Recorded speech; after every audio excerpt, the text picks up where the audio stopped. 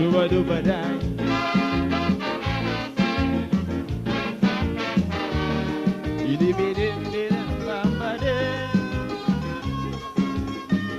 This blessed country, oh land of beauty, I pray for thee.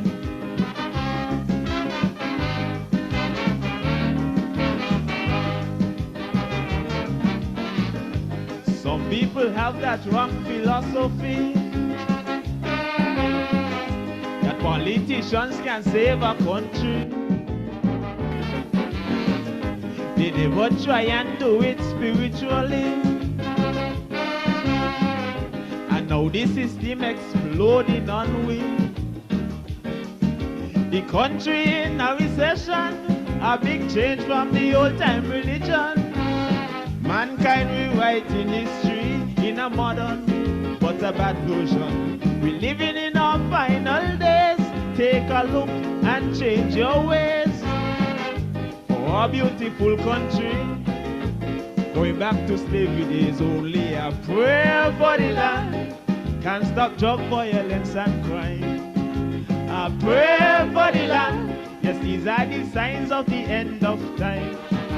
A prayer for the land, the price of living, man, is so high. A prayer for the land, that even the rich like the poor cry. You say you're concerned and care, we country living in fear, but all are we born right here. So let's say a prayer, the Almighty Father will hear. And I see, did and body one boy, Shuba-duba-dai.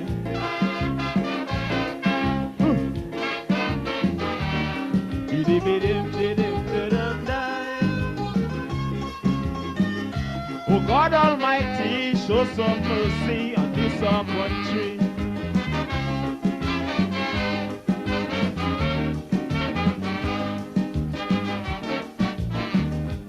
My world standard gone way down the drain. Little children using rum, crack and cocaine. It seems like wicked-itions gone insane, and everyone playing the dirty game. Too much guns and drugs in the country, owned by Tom, Dick and Harry. But if you're wrong, you must pay for it, for the law, no one above it. Put an end to victimization, oppression and segregation. It's not a good thing for this country, so let's try and wipe it out totally with a prayer for the land, of fire and brimstone go burn with it. A prayer for the land, some say they're picking out who should get paid. A prayer for the land, and that's why the prisoners burn down the jail. A prayer for the land, one day it must prevail. Please don't let this country become an next Haiti. No peace, no unity. Bow down humbly, the Almighty will answer it. Oh yeah,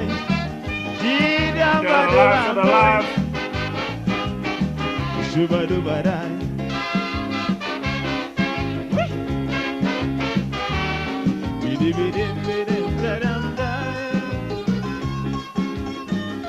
Oh God Almighty, show some mercy on this our country.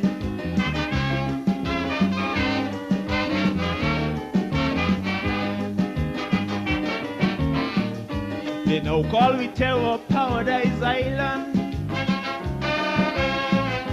No longer a country where peace abound.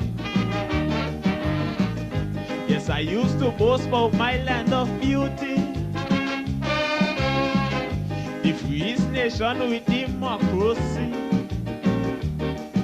But now we are the capital for drug pushers and money launderers. Shame and scandal is on we, sink is name tarnish universally. Some blame it on the politicians for the unstabilized conditions. We going from bad to worse, our blessed country now cursed. But a prayer for the land will help us to live with other people.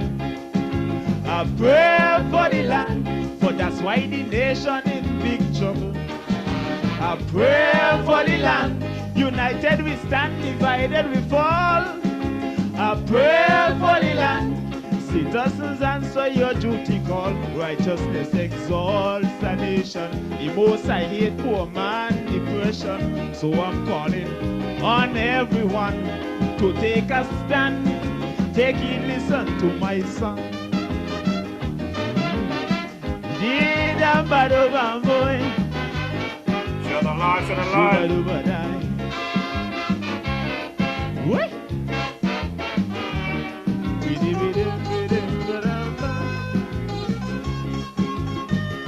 This blessed country, oh land of beauty, I pray for thee. Yeah, songs of the man King Craig. That one is called A Prayer for the Land. I'm DJ Maurice, and I'm coming to you live and direct from my bunker here in the Republic of St. Paul, St. Kitts. Yes, you heard it correct. Coming to you live and direct here from the Federation of St. Kitts and Nevis. And it's a somewhat slumber Wednesday evening here, as we're having some tragedies here in our beloved Federation all again. But nevertheless, I'll be coming to you with some updates. We're going to be chit-chatting with a guest this evening. Pretty soon, should be popping up on screen. But, you know, we have some deaths around the globe. We have an icon there in the island of Jamaica. The man Peter Morgan took flight last Sunday, I understand. And we're going to be doing some tribute to Brother Peter Morgan in a bit, following my sessions. But in the meantime and between time, before we get into that, let me drop another track and organize myself here for a very interesting Wednesday evening. It's Wednesday, February 28th, the final Wednesday of February. So you know that we have to make the best of this beautiful Wednesday. But there's a track here that I would really like to drop by my boy there, my boy Latumba. You know, following the track of Mighty Craig. I would like us to liberate ourselves, liberate our mind, get out of that slump, and really take care of our communities, because we seems to be doing some serious damage to our communities and by extension ourselves and our future. So let's drop this track here by the man Latumba. This one is called Liberate Your Mind. And before I go any further, I want to apologize to you, the online viewers. When I went live earlier, I realized that there was some interference coming off the internet. So I had to shut down and restart, because I want to make sure that you guys are hearing me loud and clear, and there is no cross section from any hackers or any bystanders out there who are trying to create havoc there for the DJ this evening. So let me just drop this track for you folks online and for the people in my listening audience, and we'll come right back and get into the business of the broadcast today. This one is called Liberate Your Mind.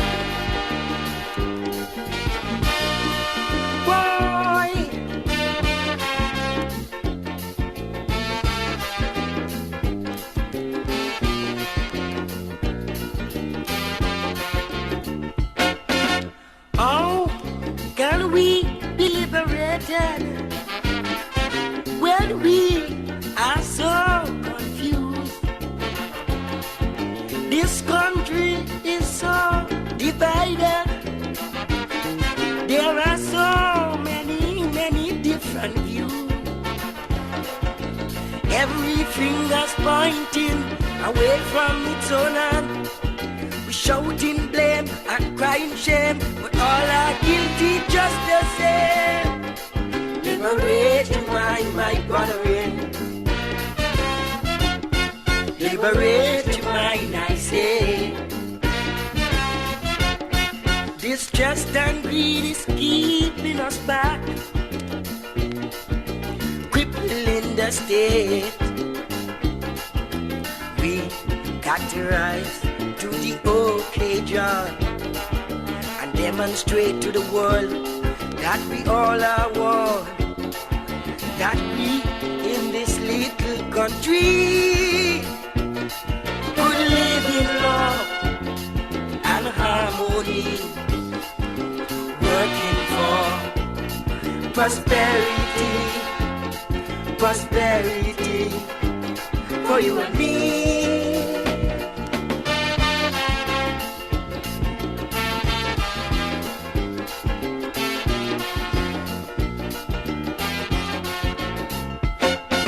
Some campaigning, some dictating, everybody want to control. There's no process for creating an awareness of greater social and economic goals. This system has got to go, or we will suffer more. The power only working for a society privileged you. So true. Liberate your mind, my brethren. Liberate your mind, I say. Distrust and greed is keeping us back, crippling the state. We got to rise to the occasion and demonstrate to the world that we all are one, that we in this little country can live in love and harmony, working for prosperity, prosperity for you and me. Oh yeah. Share the live, share the live.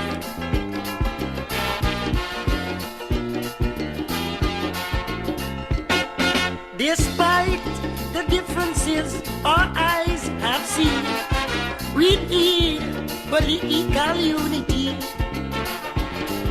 Be ready to unite and to work, not fight.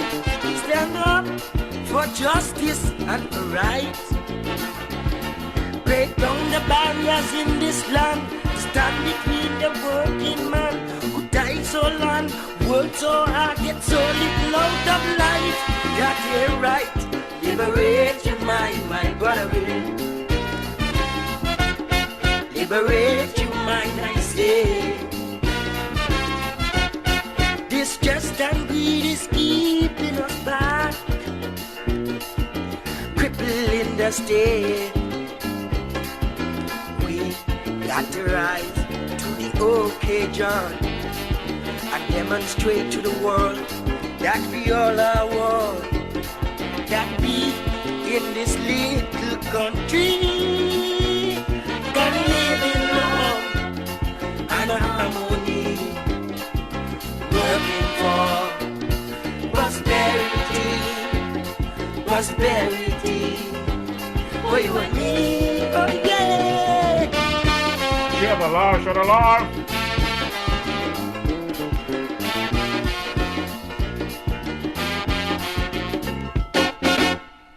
Yes, sounds of the man Latumba there.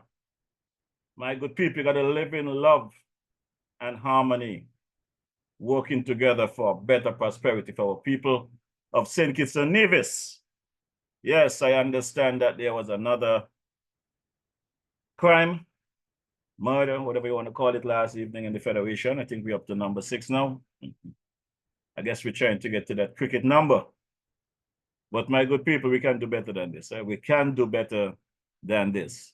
So I would hope that someone take matters into their own hands and try and reach out to the people that are angry at each other and taking these revenge killing off the streets. You know. Let me say good evening to some folks here. Gemini Nisbet, good evening. Myrna Davis, how are you doing? Jomo Pemberton, how are you doing? Centric Daniel, good evening. Welcome to the ride. Tiny Herbert, Sandra Merritt, Calvin Esdale, Pauline Swanston, welcome to the ride. Jeffrey Pemberton, welcome to the ride. Craig McDowell, how you doing? King Craig, everything good? You gotta love this song there, brother. We need that right now. Pray for the land. That's the only thing that will help us right about now. Are you on the door? Justin Stacy Batcher. Tweet, how you doing? Everything good? Jeffrey Bass, good evening. Welcome to the ride. Brother Austin Williams, how you doing, my brother? Hope all is well. Jeanette Guelhall, how you doing? Jeffrey Bass, how you doing, Sister Cicely Tyson? Cicely Brown, my sis, Pastor Brown, how you doing? Jerome Thomas, welcome. Brother Steve Carty, welcome to the ride. Ivan Maynard, Mona Davis, Angela Weeks, how you doing, my friend? Everything good with you? Jaslyn Stacy, Natalie Francis, how you doing? Happy birthday to my girl, Natalie. I thought her birthday was always the 29th of February when we go into school. So I used to always mess with her, so she only have a birthday every leap year, but she tells me today is her birthday. So Natalie and Chirita, happy birthday to you guys. You guys finally reached the big number there. I'll catch up with you in a couple of months. Jermaine Underwood, welcome to the ride. The man Alvan Brown, how you doing? That's a door. Diane Griffin, sorry. Ja Hendricks, how you doing? Here's the Claxton, good evening, how you doing? Sister Joyce Edwards, how you doing? I hope all is well.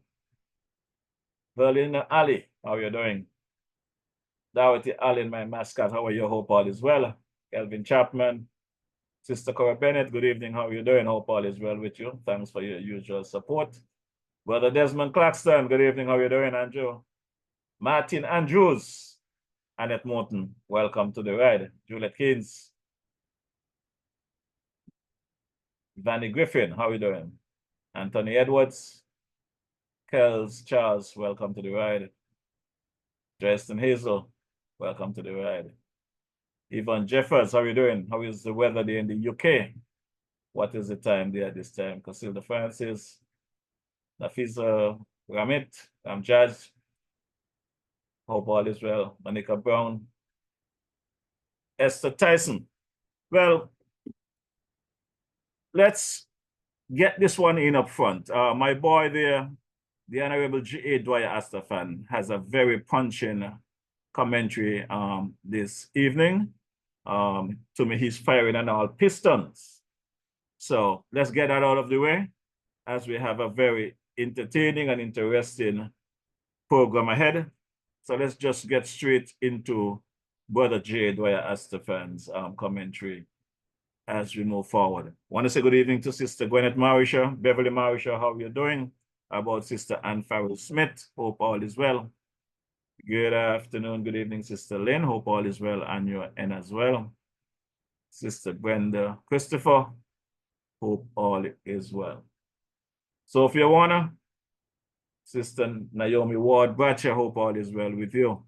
My boy Cabo, how is things on your end? Sister Carmen there at Carmen Caterers.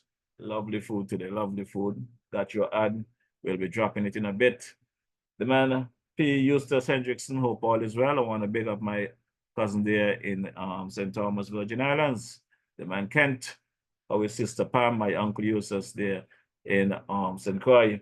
My son Jeffrey over there in the LA area. Sister Jazz, how you doing? My daughter Rochelle and the kids. Want to thank all you guys for your birthday wish. So let's take a quick listen of the J.A. Dwyer Astafan for today, February 28th. Greetings. Among the more important issues in the last election were good governance, the Chinese prison project, and citizenship by investment generally, and the solar power project. Today I wish to discuss the solar project. You will recall that I had brought this to your attention some years ago, and I've expressed my concern with the engaging of a foreign company to operate and own this business, sell power to Skelec, which in turn would sell power to us.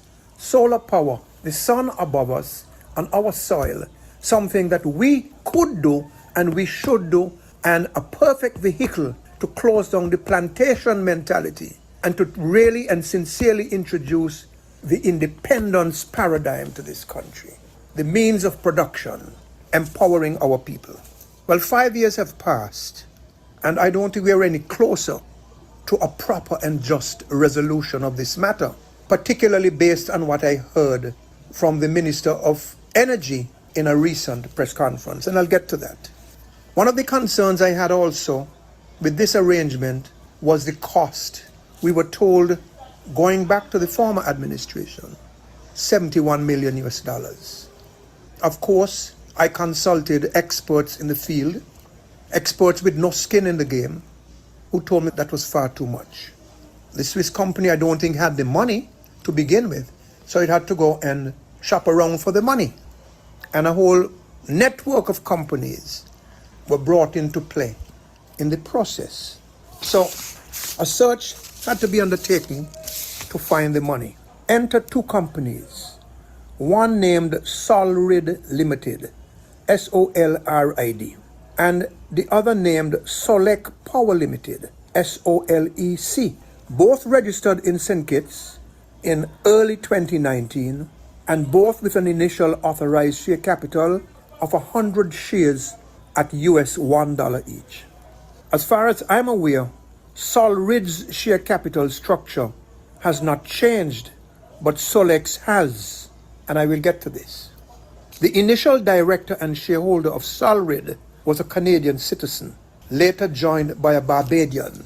On October 15, 2019, the Canadian citizen transferred all 100 of Solrid's shares to a Canadian company named Corto, C-O-R-T-O, Holdings Limited.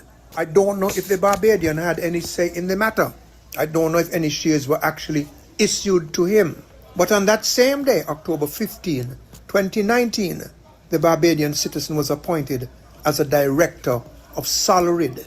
Curiously, in Solrid's annual return dated February 24, 2022, it names the Canadian citizen and the Barbadian citizen as its directors and shareholders, but makes no mention of Corto Holdings Limited, which, based on the resolution of October 15, 2019, resolution of the company, would have been the only shareholder of Solrid.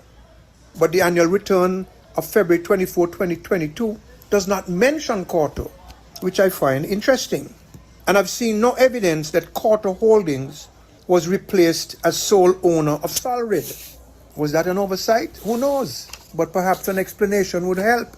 Now, in August 2021, Solrid declared that it had assets of US $500,000 and no liabilities. And then in May 2022, it declared that it had assets of US $100,000 and no liabilities. Solrid, which was, and I presume still is, 100% owned by Corto, owns 50% of Solec's common shares. And if Solrid states that it had no liabilities at the time of that declaration, then perhaps I would be correct in saying that if that was the case, then Solrid had paid fully for its shares in Solec up to that time. This may sound a little confusing, but I have to go through it. We are told that in December 2022, Solec increased its ordinary share capital to $200,000 US and created $22,200,000 US worth of preference shares. And we are told that the common shares in Solec are divided 50-50 between Solrid and Leclanche. That's the original Swiss company that was struggling for years. And that Leclanche holds 22 million of the 22,200,000 preferred shares in Solec. We are not told if the documentation contains a typo or if 200,000 of the preferred shares are not accounted for. And we are not told if Solrid has fully paid up for its 100,000 ordinary shares, and if Leclanche has fully paid up for its 100,000 ordinary shares and its 22 million preferred shares. And we are not told where the money came from to pay for Leclanche's shares. Now I bet you that most, as I said, if not all of this is confusing. So let me try to break it down. The former administration engaged Leclanche. We are told that the money was not forthcoming to Leclanche, so they went on the hunt for money. Why the former or present administration stuck with them, God only knows. And maybe you should ask. In the process, we saw the emergence of Solrid, Solec, and Corto. Why so many companies? I don't know. We, the people of St. Kitts and Nevis, need to know every detail about this deal. We need to know about the power purchase agreement between Skelec and Solec, and we need to know everything else. And we should not accept any talk about non-disclosure and confidentiality clauses. This is the people's business. Meanwhile, Minister Conris Maynard at the most recent cabinet press conference said, as had been said before by former Prime Minister Harris, that the government does not have to spend any money on this project. With respect, that comment is just as unfortunate as the one that had been made by Dr. Harris. And just as unfortunate also was the further comment by Mr. Maynard that it does not matter as much to Skelec what the development cost of the project is, as long as the power purchase agreement price is accepted by who is buying it. Well, who is buying it? Isn't Skelec buying it from Solec? And who is Skelec? Skelec is us. And aren't we buying the energy from Skelec? So of course it matters. Cost matters to us and price matters to us. Price is calculated based on cost. And at the end of it all, it is the consumer who has to pay the costs. And who is the consumer? I am the consumer. You are the consumer. And in all of this, there is a cost to the government. As I said, you and I will have to pay Skelec. Now Skelec will have to pay Solec. And its owners, Solred or Corto, Leclanche, whoever they are. And hundreds of millions of dollars will exit our economy. Less money in the economy means less money for us to invest and spend. It means less money to create and sustain wealth for us and by us. And less money in the economy means less money available to the government for taxes and other revenue. Put another way, all of this money flying into the hands of Solec, Solred, Corto and Leclanche and others who are neither here or are from here. Worse yet, for a project that should be owned by us, the people of this country.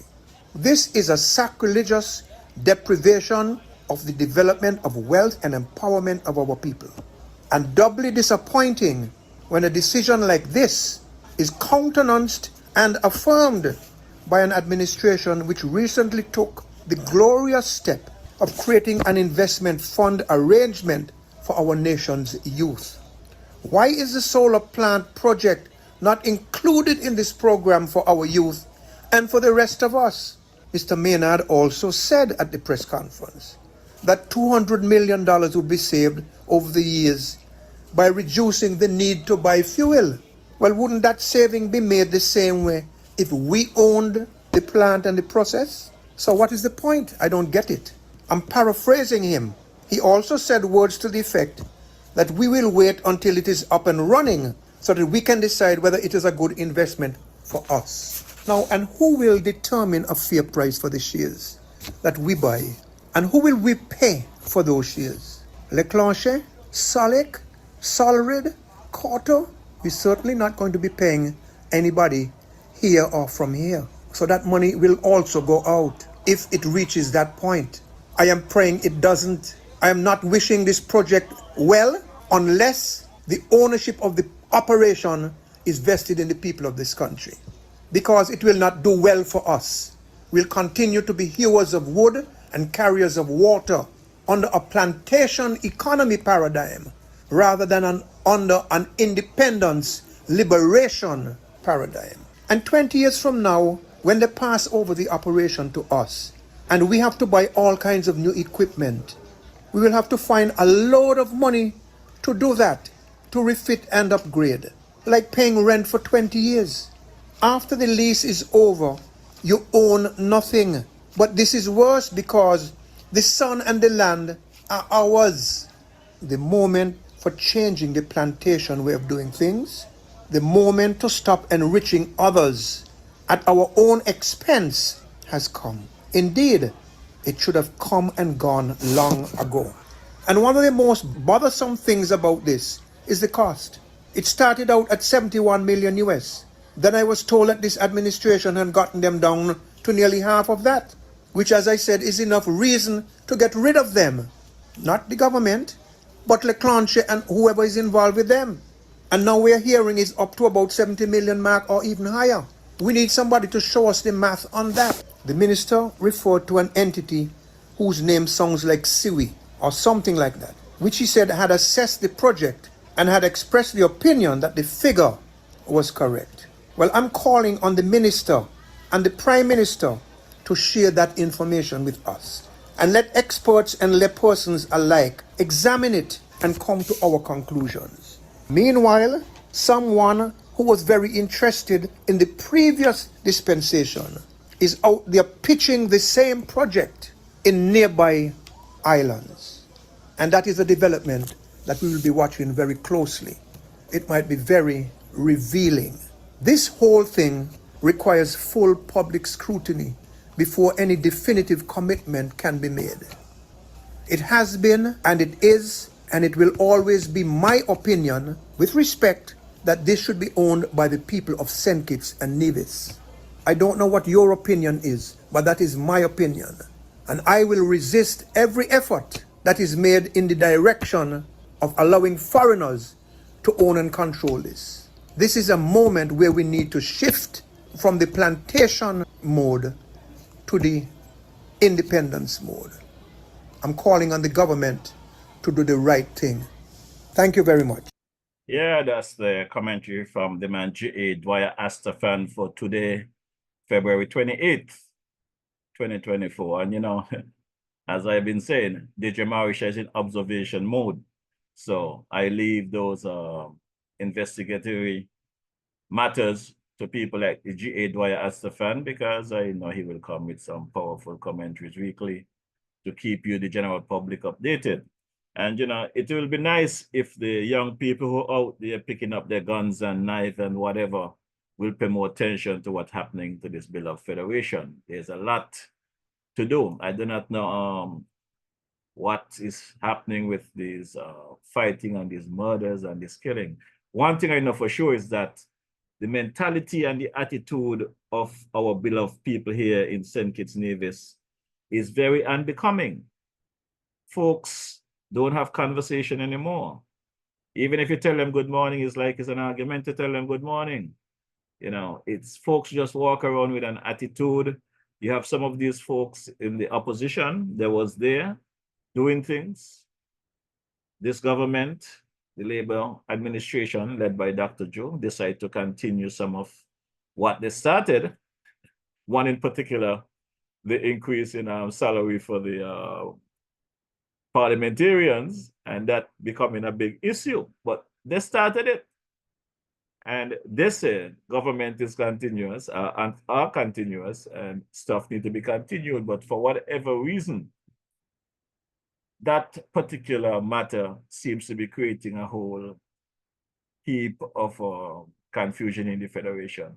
But before we get to all of that, let me pay some bills here. Let me hail up my boy Carbo and Sister Carmen and let you good people know what is happening here, the good things that is happening in our Bill of Federation. So let's take a listen to Brother Carbo over there in Fountain, Nevis. Cabos, located at Fountain Village in Nevis, is the go-to spot for your Saturday treats. Tantalize your taste buds with his delectable Cabos Delicacy Goat Water.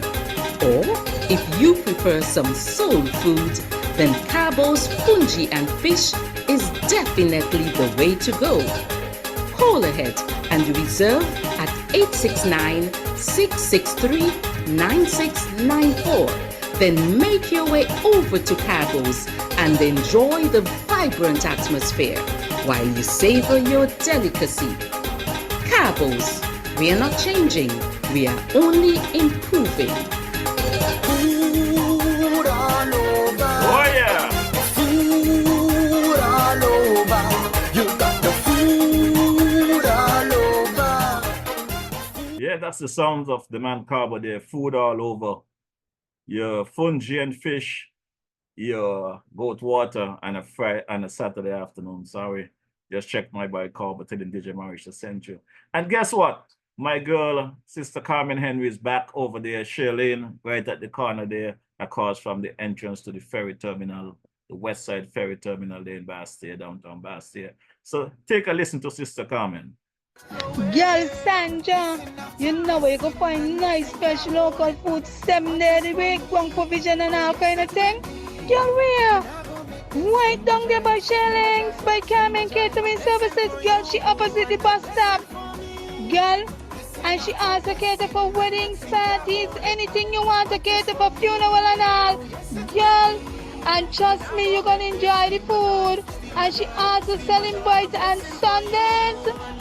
Opposite the car shop, right down the main road. Girl, you could call 665-1494 or 663-6005 to order your food or go and pick up your food. Girl, the food that is finger licking and you get your money worth. You ain't want nothing better than that. So all this money. That is for sure. That is for sure. Carmen food is finger licking good. I had some on Sunday. I check her out there over in Boyd's there at the bus stop right across from the Ogawa shop. Lovely, lovely food. I checked her earlier today. I had some lovely chicken wings and some rice. But in the meantime, I just want to let you know, continue to support the good water people there in Newton Ground. Island Purified Water, Brother Powell and team there, they continue to keep the DJ hydrated whenever he's here in the Federation. So I want to thank Brother Scatter, the man Brother Powell, for your continued support of the DJ Mauritius platform and keep me hydrated. Well, let me drop something here for the DJ as well, because I want you folks to know that there's a YouTube channel, and I would like you to go across to the YouTube, click on the DJ Mauritius channel, hit that subscribe and hit that bell, all right? So just go and find YouTube, find the DJ Mauritius channel, subscribe and hit that bell. Take a listen. Wednesday evenings are heating up. Log on to DJ Mauritius' Facebook Live broadcast every Wednesday evening from 6 to 8 p.m. It's a frank and candid exploration into the social, cultural, political, and economic issues affecting our federation. And just in case you missed it, you can also catch the broadcast on his YouTube channel, DJ Mauritius. Subscribe to the channel on YouTube and smash that bell. You will be notified whenever he goes live. DJ Mauritius, every Wednesday evening, Facebook 6 to 8 p.m. or thereafter on his YouTube channel, DJ Mauritius. Log on.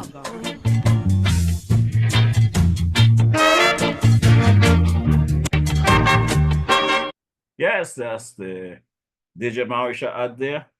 Just go under that YouTube channel, find the DJ Mauritius link, subscribe, and hit that bell. Good evening, Brother Makish. How are you doing? How is the folks there in the Tortola area? How is my sister Esther Hutton Superside? How is the kids? Hope all is well on your end, Brother Joseph and crew. Sister Marcia, hope all is well with you. Well, let's go straight into this. Basically, it's a little bacchanal here in the Federation. So let me give some little background, as you will get in this next link. Apparently, under the previous Team Unity administration,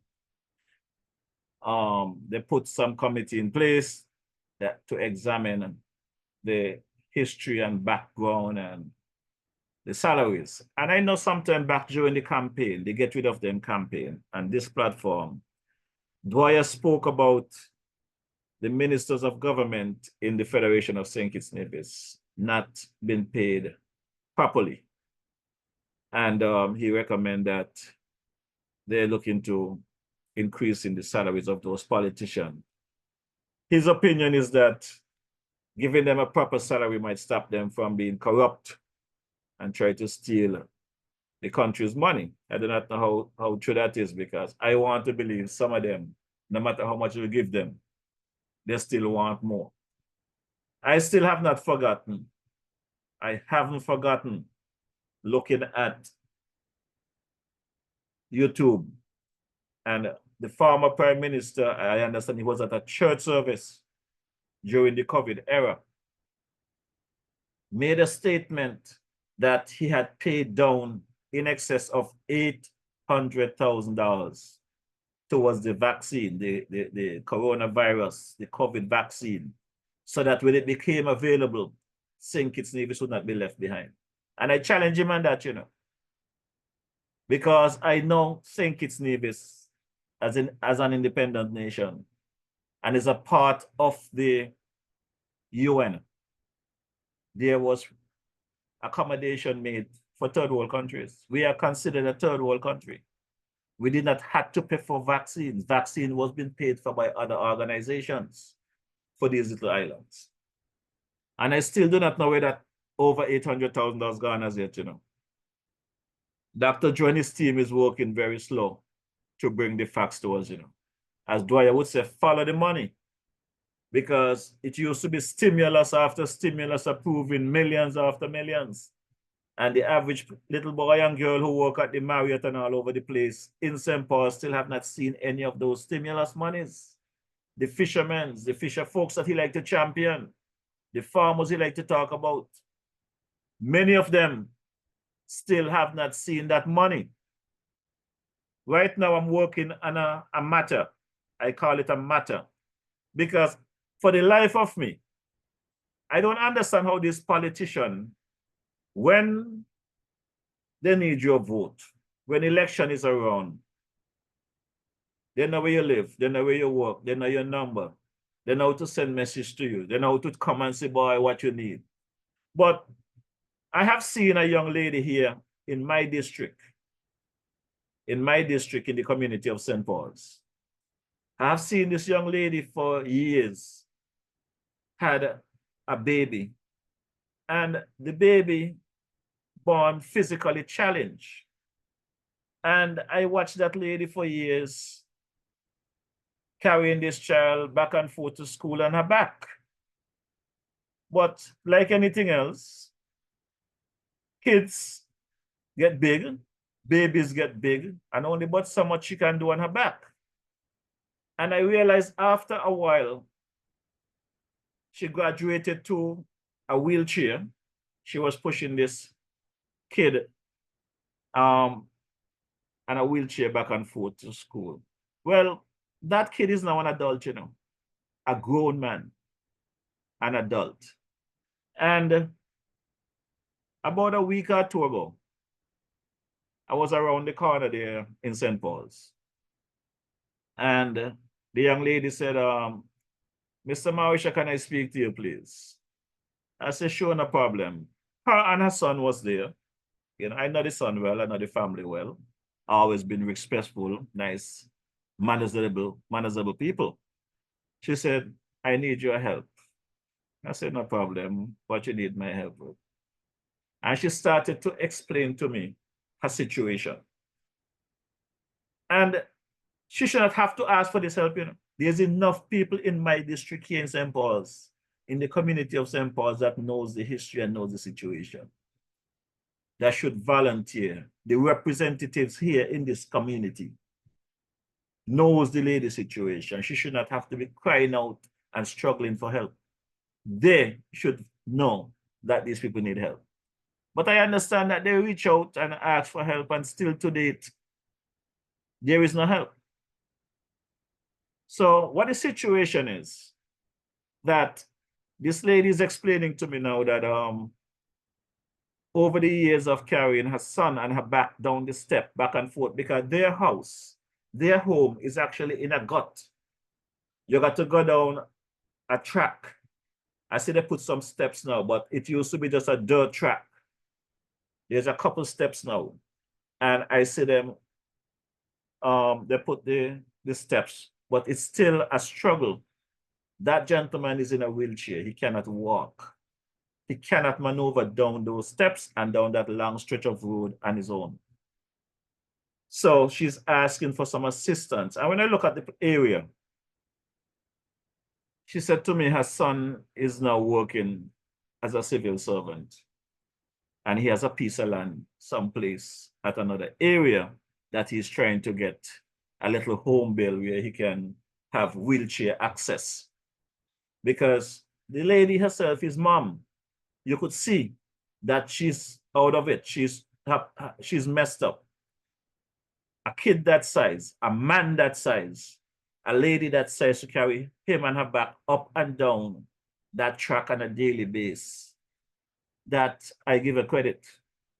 But we the people, we have to look out for each other. I stopped by there earlier today and I took some pictures of the area. I did a small video of the area because I'm going to ask them, after I go and speak to the necessary department or individual who I think should be in a position to help this family, and nothing is done. Social media, you guys will see that video and you will see the kind of lifestyle that some people have to live while they're talking about other stuff. I am one of the individuals who don't have an issue with ministers of government getting an increase in their salary, because from what I learned over the last couple of months, the government are underpaid, the ministers are underpaid. I have been getting complaints from the healthcare system. Folks been coming to me saying, Marisha, talk about our thing because we are underpaid. The work that we are doing in the various health institutions, the money is not, and I check it out. And it's amazing for the kind of work that some people are doing and getting this mega salary. Well, some people ain't doing nothing at all and getting this multiple thousands, adding up to millions. Because what? They got some certificates saying that they have a master's in this and master's in that and master's in God knows what, but yet cannot do the job or not doing the job. So, my good people, for the short time I'm here, and I've been speaking to people have been reaching out to me. It is very disheartening for me to see the way that we are treating each other. Because as I said, in our lovely village of St. Paul's here, this family that I'm speaking about, there's families right here in the village. I should be able to help them out. They should not be living in those conditions for all these years. And I have not really paid it much attention until the young lady actually spoke to me. And I went back and visit the area and look at what is going on. And I spoke to the gentleman. So I will reach out to the necessary personnel to speak to them about the situation. And if something is not done to help this family, we're going to have a serious conversation. Now, let's move on to the next topic. Last week during Parliament, apparently there was a tabling of the proposal for the increase of government ministers and I guess Governor General and whatever, increase in their salaries. As I started saying earlier, I don't have an issue with it, but some people seem to have an issue with it. But when I look at the AG and his work that he did last week, when an Attorney General gonna put together some 9 bills to debate for the betterment of our beloved federation and its people, that's a lot of work.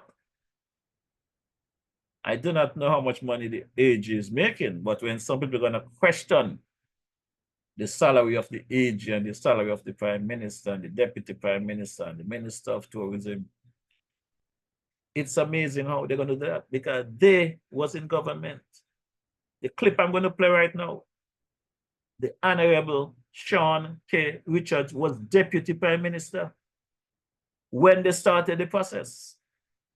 Timothy Harris was the Prime Minister of this Bill of Federation from 2015 to 2022.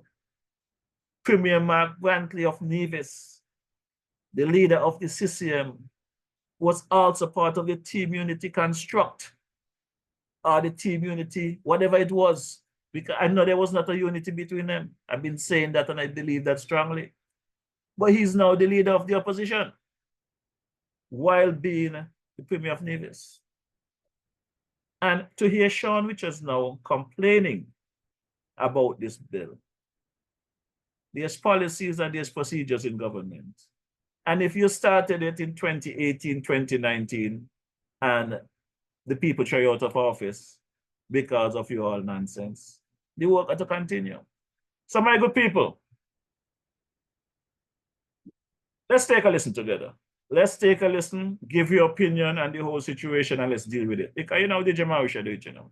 I am not here to spin and twist. And by the way, my partner there, Ian Patches like, but you know, he got this straight talk show he say on a Monday and on a Thursday. And he say he don't twist, he don't this, he don't that, he bring you facts and he bring you the news. You realize that one of his colleagues, I understand the deputy leader of the PLP, a lawyer by trade, I understand he was arrested and charged last week for something. You didn't hear Brother Ian Patches Live had mentioned a thing about that Monday night. Not a word about his colleague, a prominent lawyer in our Wheeler Federation, who was arrested and charged, where he's out there spilling lies about not having anesthesiologists at the JNF hospital on Monday, which is far from the truth. Nothing goes up, but he feel comfortable coming to you, telling you he don't lie, he comes straight and this, but he gonna come and lie to you with a straight face. Say there was no anesthesiologist and they had to cancel surgeries. Well, the DHI released a press release, you know. And in reality, there were some issues with some mechanical equipment at the JNF, which had to be addressed. And it has been addressed, right? So if this thing has been addressed, why don't Ian Patches Libert do like every other journalist, including DJ Marisha? Man, when people come to you with news, just investigate and come with the facts, right? Investigate, come with the facts. Stop the propaganda, you know? And, you know, we as Kitishan and Division, we have to stop taking these lies from these folks because they was in office before. And as I've said time and time again, the reason why the opposition right now, the current opposition right now in the Federation of St. Kitts Nevis, the reason why they can prosecute all of these negative agendas is because they know what they left there. They was there for 7 years. They know what they left. The issue now is that they do not know what improvement has been done because they're not paying attention to that. They continue to come out and tell the lie after lie after lie. So, my good people, I will continue to bring you the factual information and every opportunity I get to respond to them with facts. That is what I'm going to bring to you. I am not a politician. I am not going to come here and fight with nobody about certain situation. The people who is responsible and have been paid for these things, they got to come and talk to you for themselves. And on that note, I am quite happy to pleased to present to you this evening, you know, our honorable, hardworking Attorney General, the man Garth Wilkin.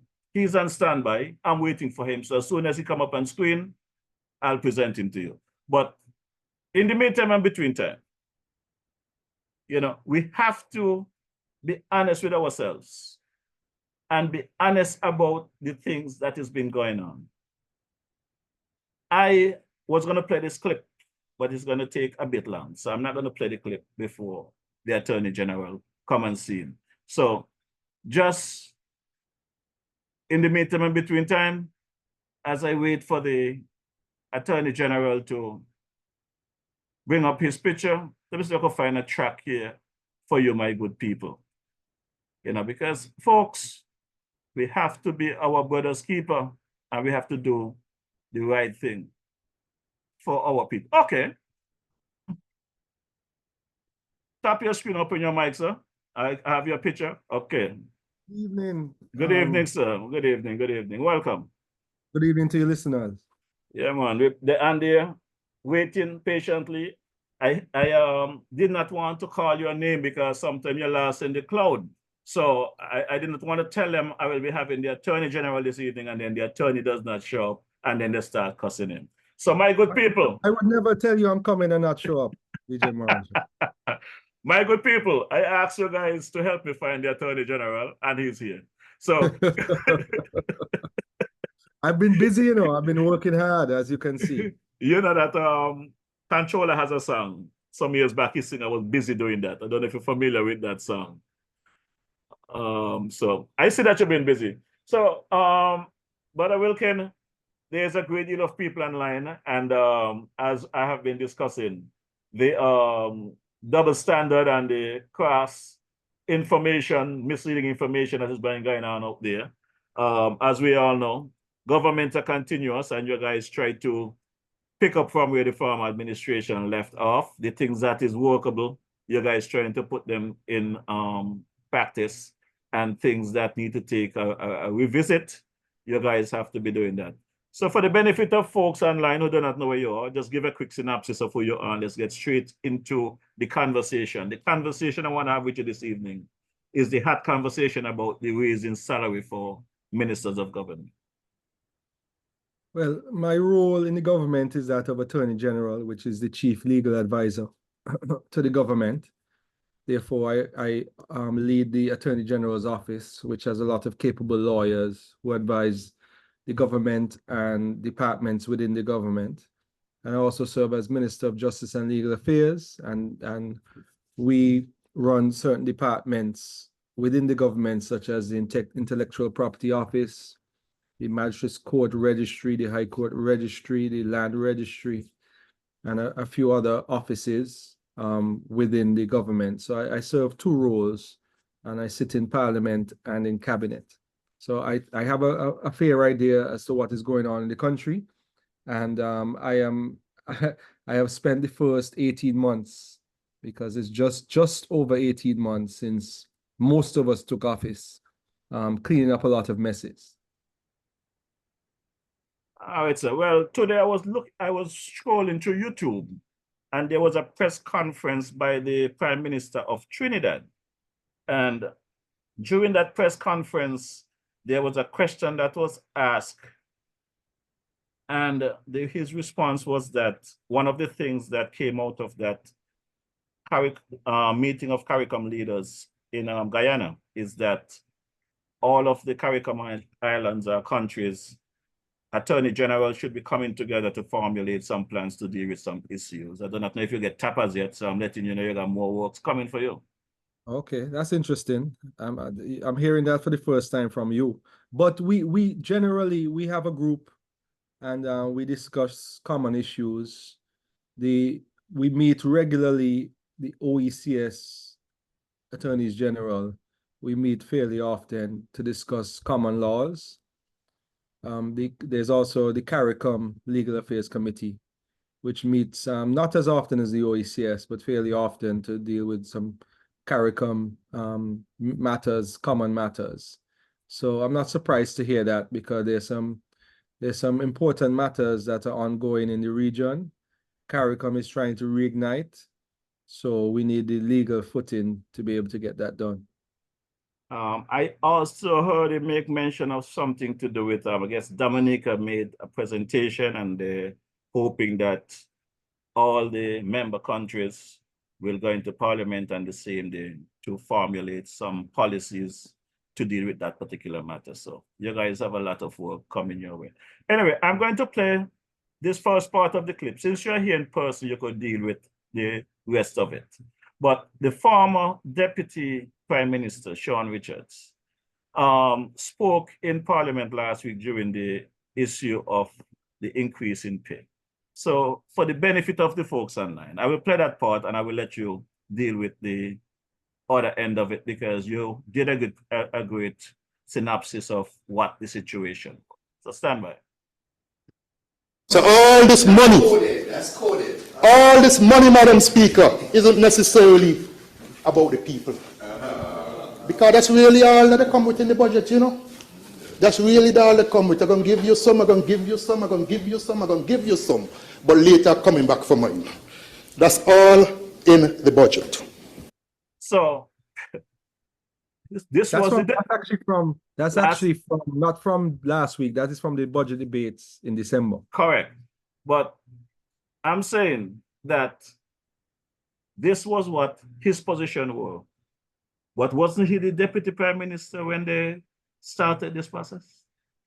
You know, it's DJ Morris, that's politics, really. I imagine you want to tie all of the good things that the government did to a salary increase. So in other words, what he's saying is everything the government has done to help everyone, the excellent budget that was presented by the prime minister, which reverberated throughout the region and was a talk of not just Kittitians and divisions, but a lot of our neighboring brothers and sisters. All of it was done. That's what he's arguing. All of it was done for a salaries review process.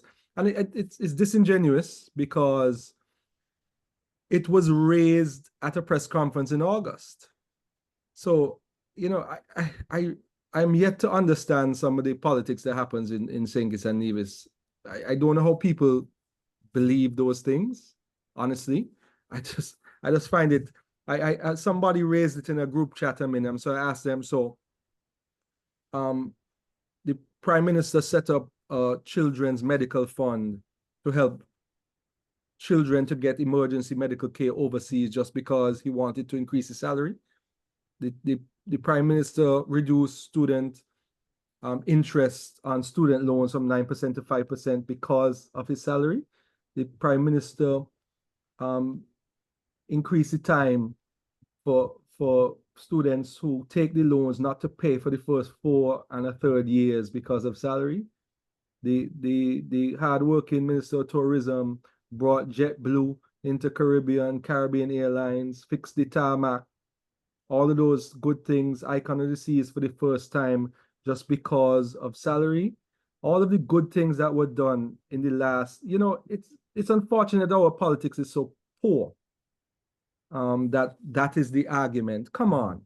The government is in, at that time it was 16 months, presenting really what was our first substantive budget because we came into office in mid-August where the budgetary process was almost complete.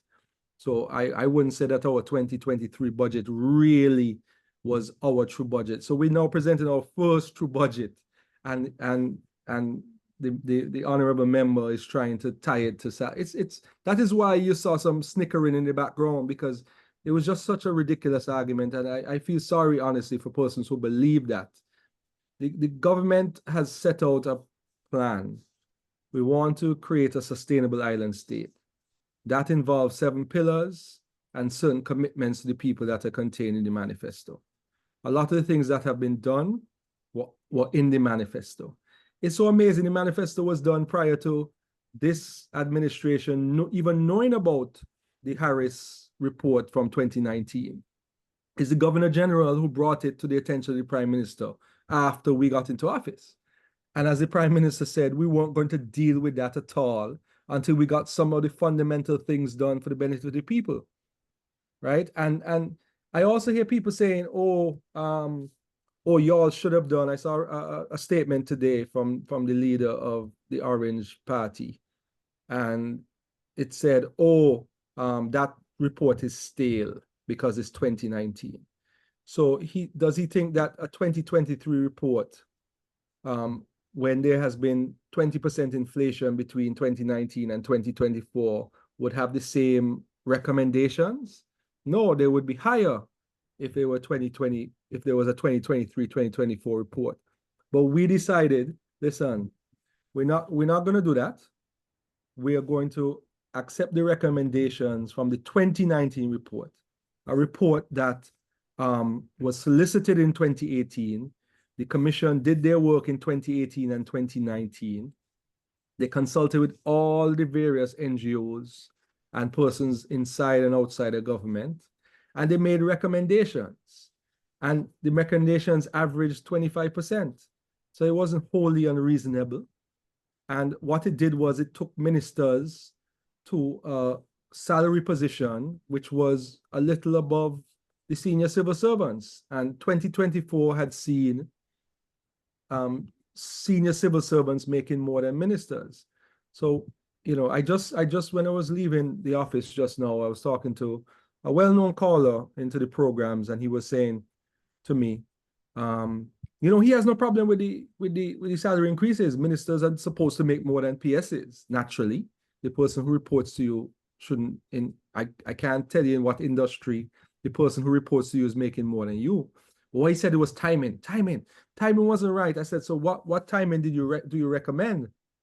Because it's actually been 19 years since any change was made, and the commission actually examined all of that. The commission examined the inflation since then, the stature of the position, the fact that ministers have an important governmental as well as parliamentary role, executive and parliamentary role, and they're expected to juggle lots of different things. It's a high office with a lot of responsibility.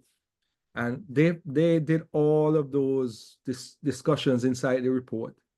And it was their report, so I find it so, that's why you see they can't agree. I don't know if you realize, DJ Marishaw, that some people from the opposition are saying, yes, it was due. We agree this should have been done a long time. We would have done it. And some are saying, oh, it's ridiculous. You all should have done a new report. But you see, some people choose politics over truth. And if you're really true with yourself, you can answer that question. Should a PS be making a bigger salary than a minister? With a yes. Nobody being honest would say that, it just doesn't make sense.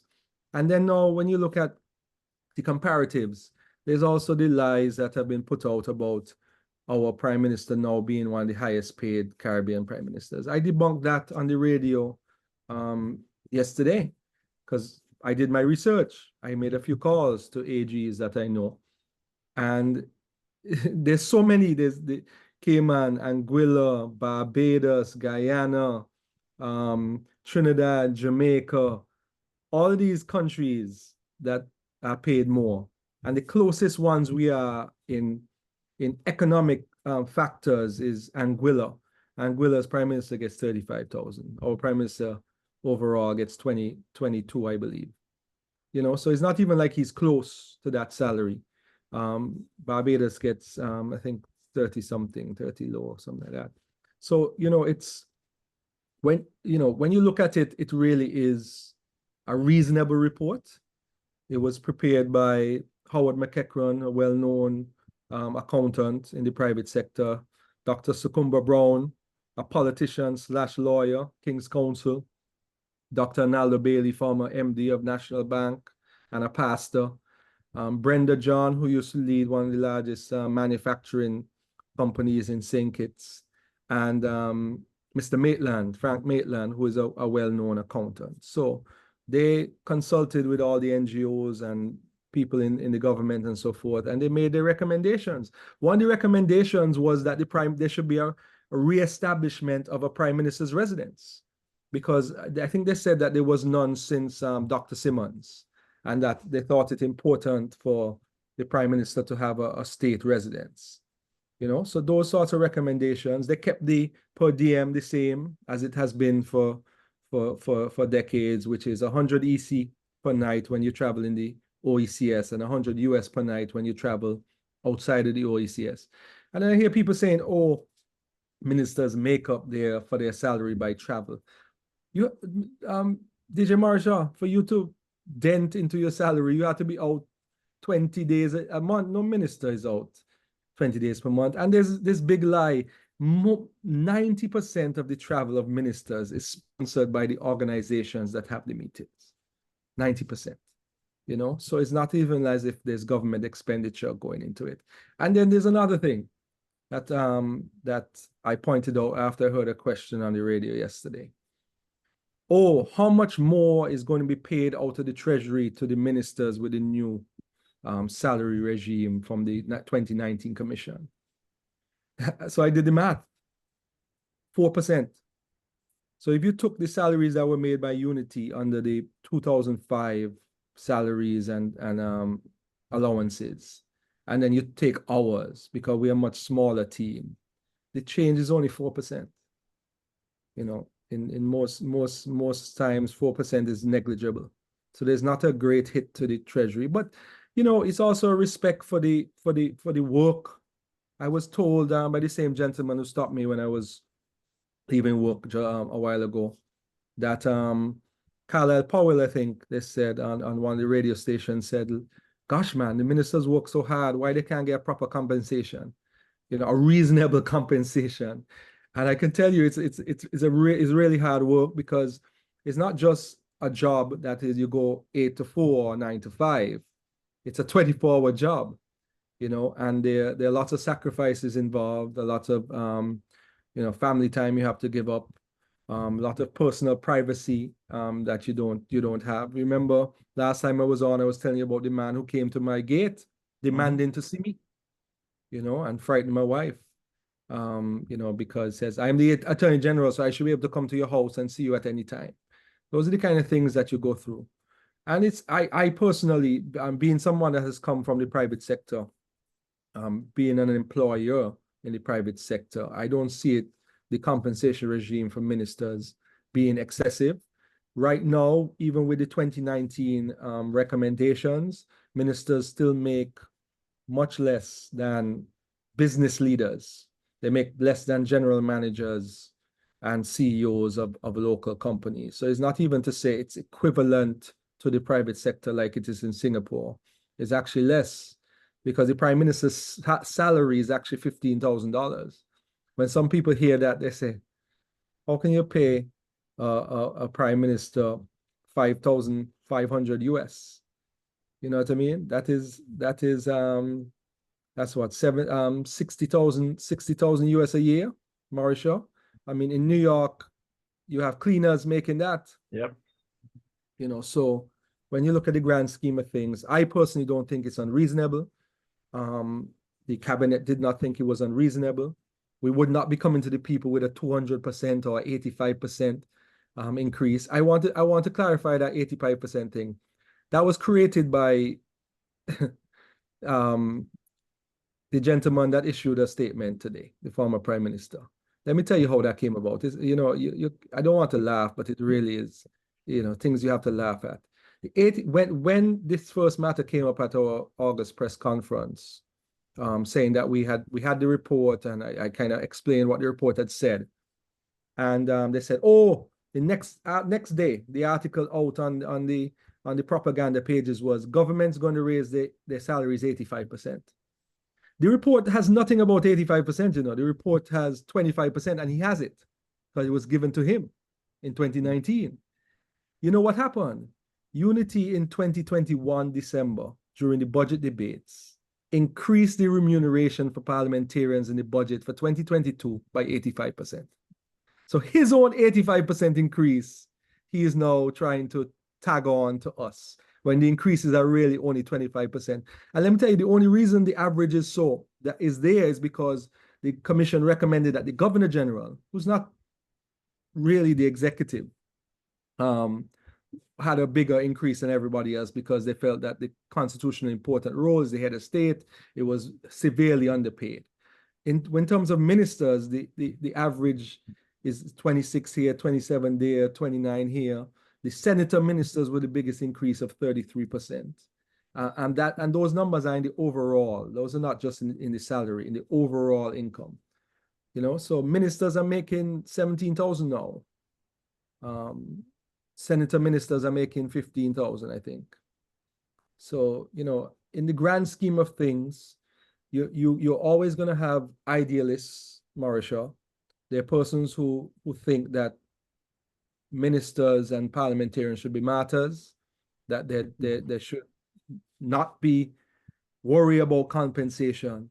And then the persons who are pragmatists, which appears to be the persons who have spoken to me, I don't have said, listen, most of the people, even the people deep in the politics, DJ Mauricio, the people opposed to the government, you know, a couple of them I saw and I said, what do you think about the salary? You say, oh, you know, it's reasonable, but, you know, y'all shouldn't do it.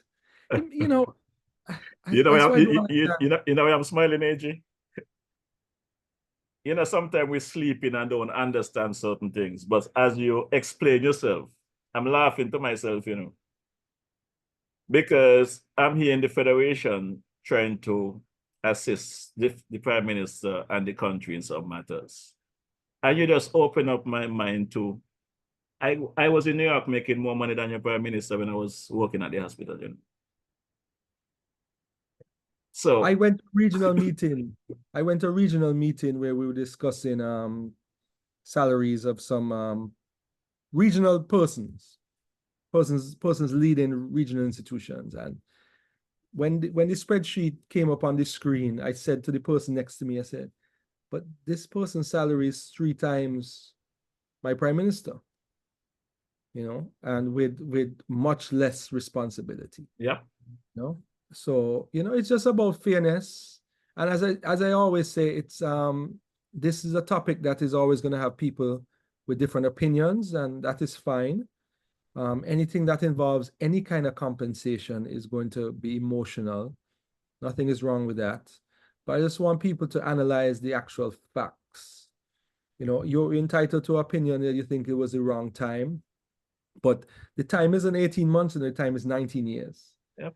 You know, and it takes a brave government to do the right thing. And there's never the wrong time to do the right thing, especially after we have implemented all of this good governance legislation. Because if you read the 2005 report that was set up by persons appointed by Dr. Douglas when he was prime minister, this was the last changes.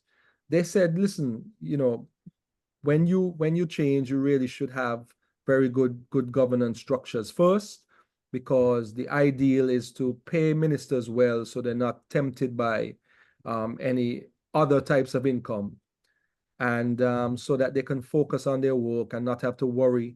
Because, I mean, Marshall, let's be real. People have mortgages, they have school fees, you know, they have to buy a fridge, they have, you know, they have bills like everybody else. It's not like certain other countries, like I was told in Antigua, that ministers' bills are paid. That doesn't happen here. Utility, when I say electricity and water, it doesn't happen here. Some places like St. Lucia, the ministers receive a car and a driver from the state. That doesn't happen here.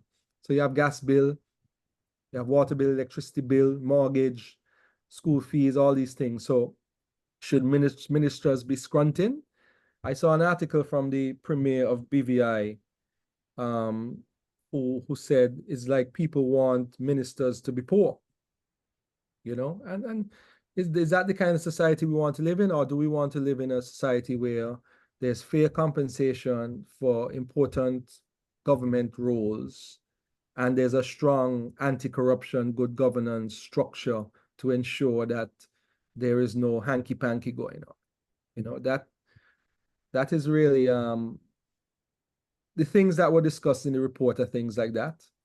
And also, you know, the constitutional importance of being a parliamentarian, the complexity of it.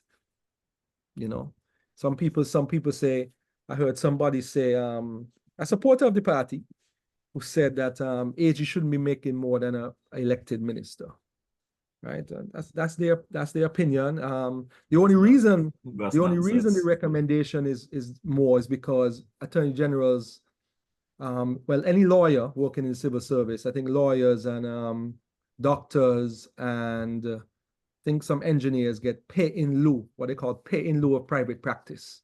In other words, an incentive pay to not be in private practice so that you could get expertise and skills in the public service. So those professionals get that. And that's the only reason it's higher. Yeah, just before you came online, I spoke to that regard that those 9 bills that was prepared, that was tabled in Parliament, that's a lot of work for any AG and his team to put together. So I only have 2 people on my team besides me, you know, so I am doing a lot of that work too. I review all of those myself. And I had a conversation with someone last week, similarly, about folks that has these master's degree and whatever, but they're not actually doing the work of an individual that carrying the weight to maintain safety of a place. But this is where we have the difference in culture in St. Kitts Nevis or in the region compared to the US, because you know that if you were in the US doing the things that you are doing, it will be a total different ball of wax. So I could The Prime understand. Minister in the US gets 400,000 US a year. Okay. Our Prime Minister gets less than 100. Okay, so that's the point that you're making. I understand, even though I cuss them all the time and try to encourage them to come back home and contribute. You're giving up your livelihood where you can get a better living, more money in the US or in the outer world, but you decide to give back to your country, and then folks try to tell you don't worth it, then you leave. Yeah. You know? And Mauricio, as you said that, my Basti High School fifth form class, I think maybe only 30 to 40% of us live in St. Kitts. I see a lot of them when they come home during Christmas. But my Basti High School fifth form class, I always tell people, not just my class itself, not the 30 in my class, but throughout the form. Very few of us are in St. Kitts and Nevis. A lot of them have gone to the US and England, to further their careers. I call it brain drain. And someone asked me a question like that last year. A very influential person.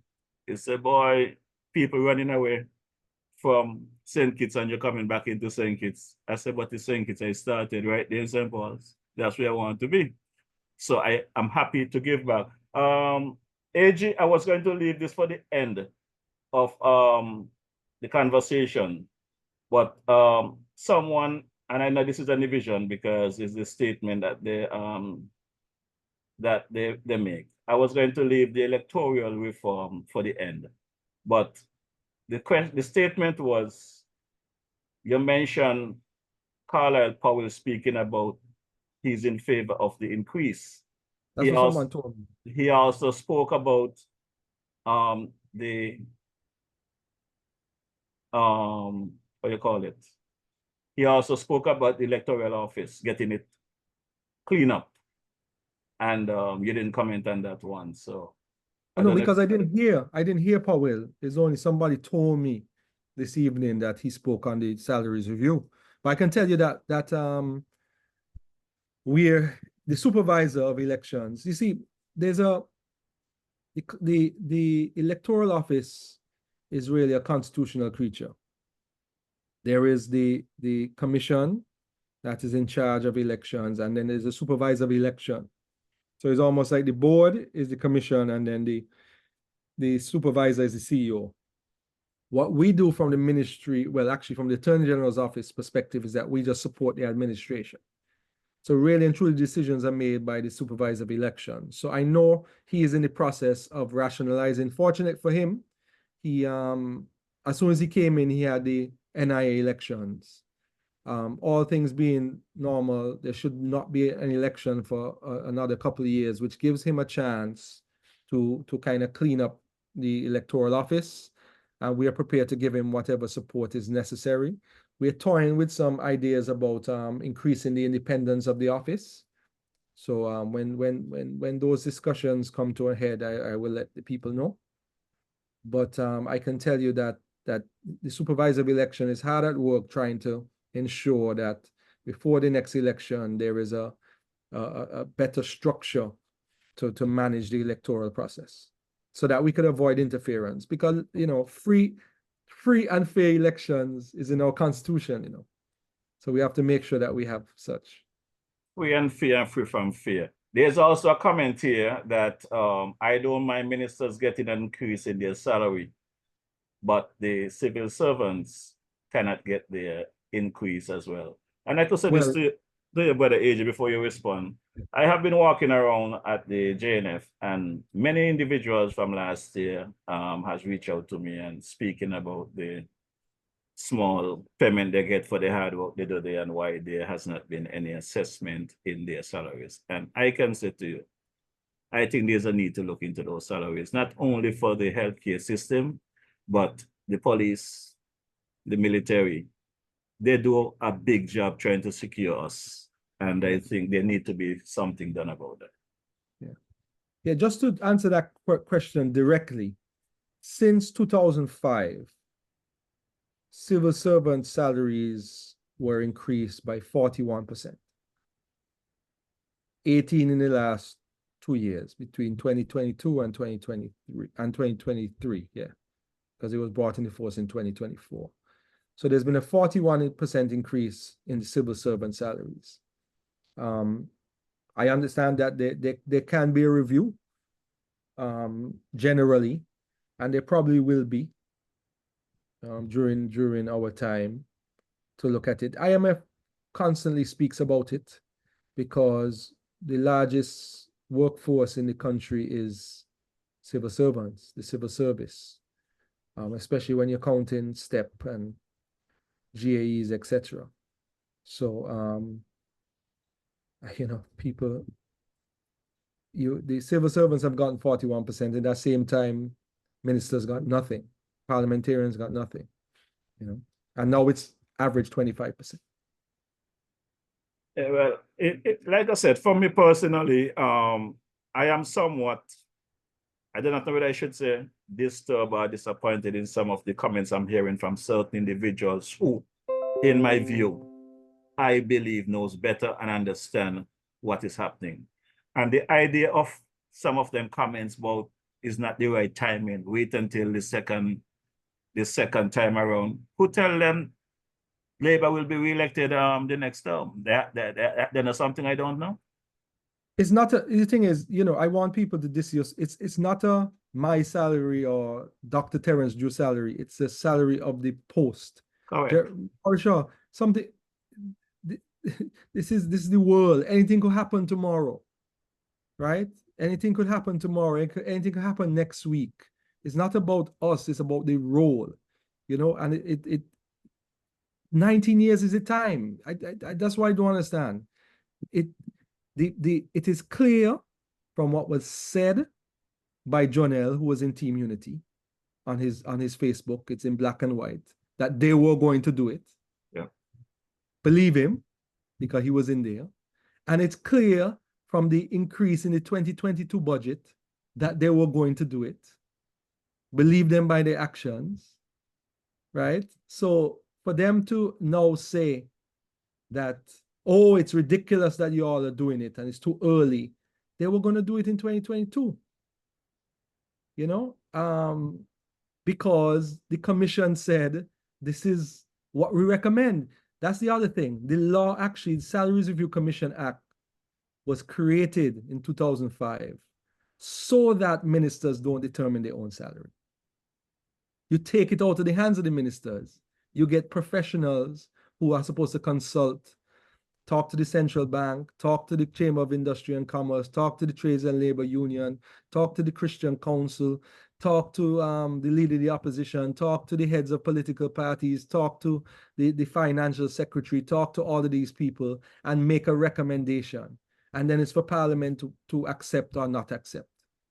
So it's been 19 years. And the anomaly is that senior civil servants, PSs, were being paid a higher salary than their ministers. So when would have ever been the right time? There would be no right time. That's why I asked the gentleman who I always have, we say we have Port Zante Parliament, because we always have debates when I'm going to my car. Very smart guy, calls into the radio station a lot. And he said, AG, I have no problem with the thing. It's not unreasonable. 25%, 30% is not unreasonable. What I don't like is the timing. And I said, that's your opinion. I said, when would have been the right time? He said, 3 years. No. So, it's, but I told him, I said, it's been 19 years. AJ, the conversation is very interesting. I have a comment here from Rambo Webster. He's one of the leader of the Taxi and Tours Bus Association. Yeah, Rambo said he likes my energy. I know Rambo. Yeah, and his comment here is, what I can't understand, during the 2020 elections, the Bus Association was seeking an increase in fares during the 2022 election. The bus fares was the biggest issue. With that said, the monster salary became the minister's salary, but it's a monster, The minister's salary became more important than busmen. You was not in government for 19 years, only a year and a half. Bus operators has not have an increase in fares in 16 years. And again, Brother AG, I can speak on behalf of the bus drivers. I have taken the time out to park my vehicle and jump on a bus just for the convenience. And I am amazed at the low rates the bus fares are here in the Federation. But two, the people that have to take the bus on a daily basis, I could see the hardship for them. So where you're gonna meet the balance in the middle? It's a tough thing to do because you have to allow people to be able to commute, but the bus drivers must also be able to make a living. You know, I'm not greatly familiar with the situation, Marsha, I must say. I do know that bus drivers get a lot of their things duty free. So I think they get their tires and certain other things that are needed to maintain their bus. But obviously, if something hasn't changed for 16 years, despite inflation and all of these things, it's something that has to be looked at, you know. And I saw Rambo's post, and I know I can guarantee him it's going to be something that's going to be addressed. You know, the conversation have to have, and it's amazing, you know, in the last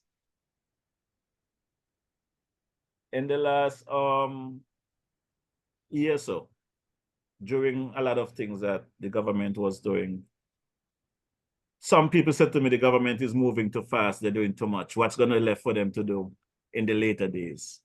And I told them it's nothing like that. In my view, the government made so much damage, so much mess, that if they don't clean up the mess that they made, they cannot put the agenda that they have presented to the people. So everybody will have their opinion. And at the end of the day, like I said, I am in favor of the ministers getting their raise. I think the bus drivers deserve their increase. And again, Rambo is saying no. Some of the stuff you just said in regards about, I guess, duty free, it is not factual, I guess.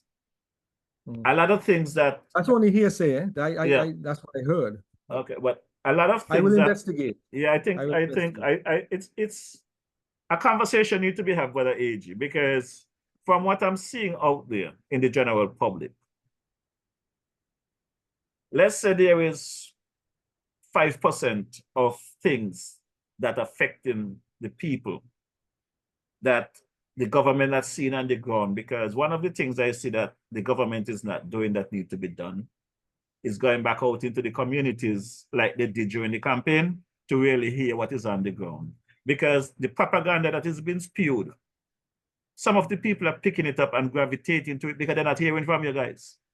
Your PRO, I don't want to call it sucks, but I don't think it's doing any justice to the good and the work that you guys are doing. There's too many good things that has been done by this government that fell through the crack, while a lot of false information, fake news is spewing from social media and all over the place. So we got to start somewhere. And I think more regular, in this 2024, more regular meetings within the communities need to be have, not going into a town hall meeting and a minister of government presenting their information, but you can go through the various communities on a Saturday afternoon, like I have said previously. I say to Wusi, stop by a bar, hear people, take the notes. Make sure if you, the minister, or the responsible person for that area, don't have the time because you have to travel for business, have an individual, a leader in that community who can follow up. Keep the conversation going. Because once you don't keep that conversation going with your community, you're going to lose them. You cannot wait until campaign day to come back and tell them, well, we're going to do this for you, when you had 5 years to do it. You know, so as the AG, I guess I'm not a representative, but I interact. I have a couple side parliaments. That's just my thing. I play football every Sunday morning, so in Newtown. So I always stay and chat and find out what's going on with my brethren who I play with. Whenever I used to, I have a bar that I normally go to in Newtown as well. I've been very busy, so I haven't had a chance to go around. A lot of times I just kind of drive around the island and stop at places. I have a good client in Deep Bay, Mac and Tea, which I will stop by and have a drink there and hear what people have to say. But I've been extremely busy. But you're right. You know, at the end of the day, as I always say, my fundamental belief is that what elections in our system are is that you choose a representative to represent you in parliament, your voice. So it's not just election day and it's done. It's election day, you continue to hear what I have to say because you represent my views and opinions. And I can tell you in cabinet, because a lot of the ministers have one-on-ones very regularly. It's so interesting because you're hearing the different viewpoints from the different areas in St. Kitts and Nevis that the MPs are representing. So you hear the viewpoints, you hear the opinions in relation to certain matters that are discussed in cabinet. I can tell you, we have a very caring group of people in cabinet who are really thinking about making this country a better place and trying to help as many people as they can. I can genuinely tell you, Marisha, I could leave this job tomorrow. I'm a lawyer. I could go back to my practice, or I could set up my own shingles. I can make do and take care of my family. I am part of this project because I think that the people that are involved are really good people, and the plans in the manifesto are really good plans.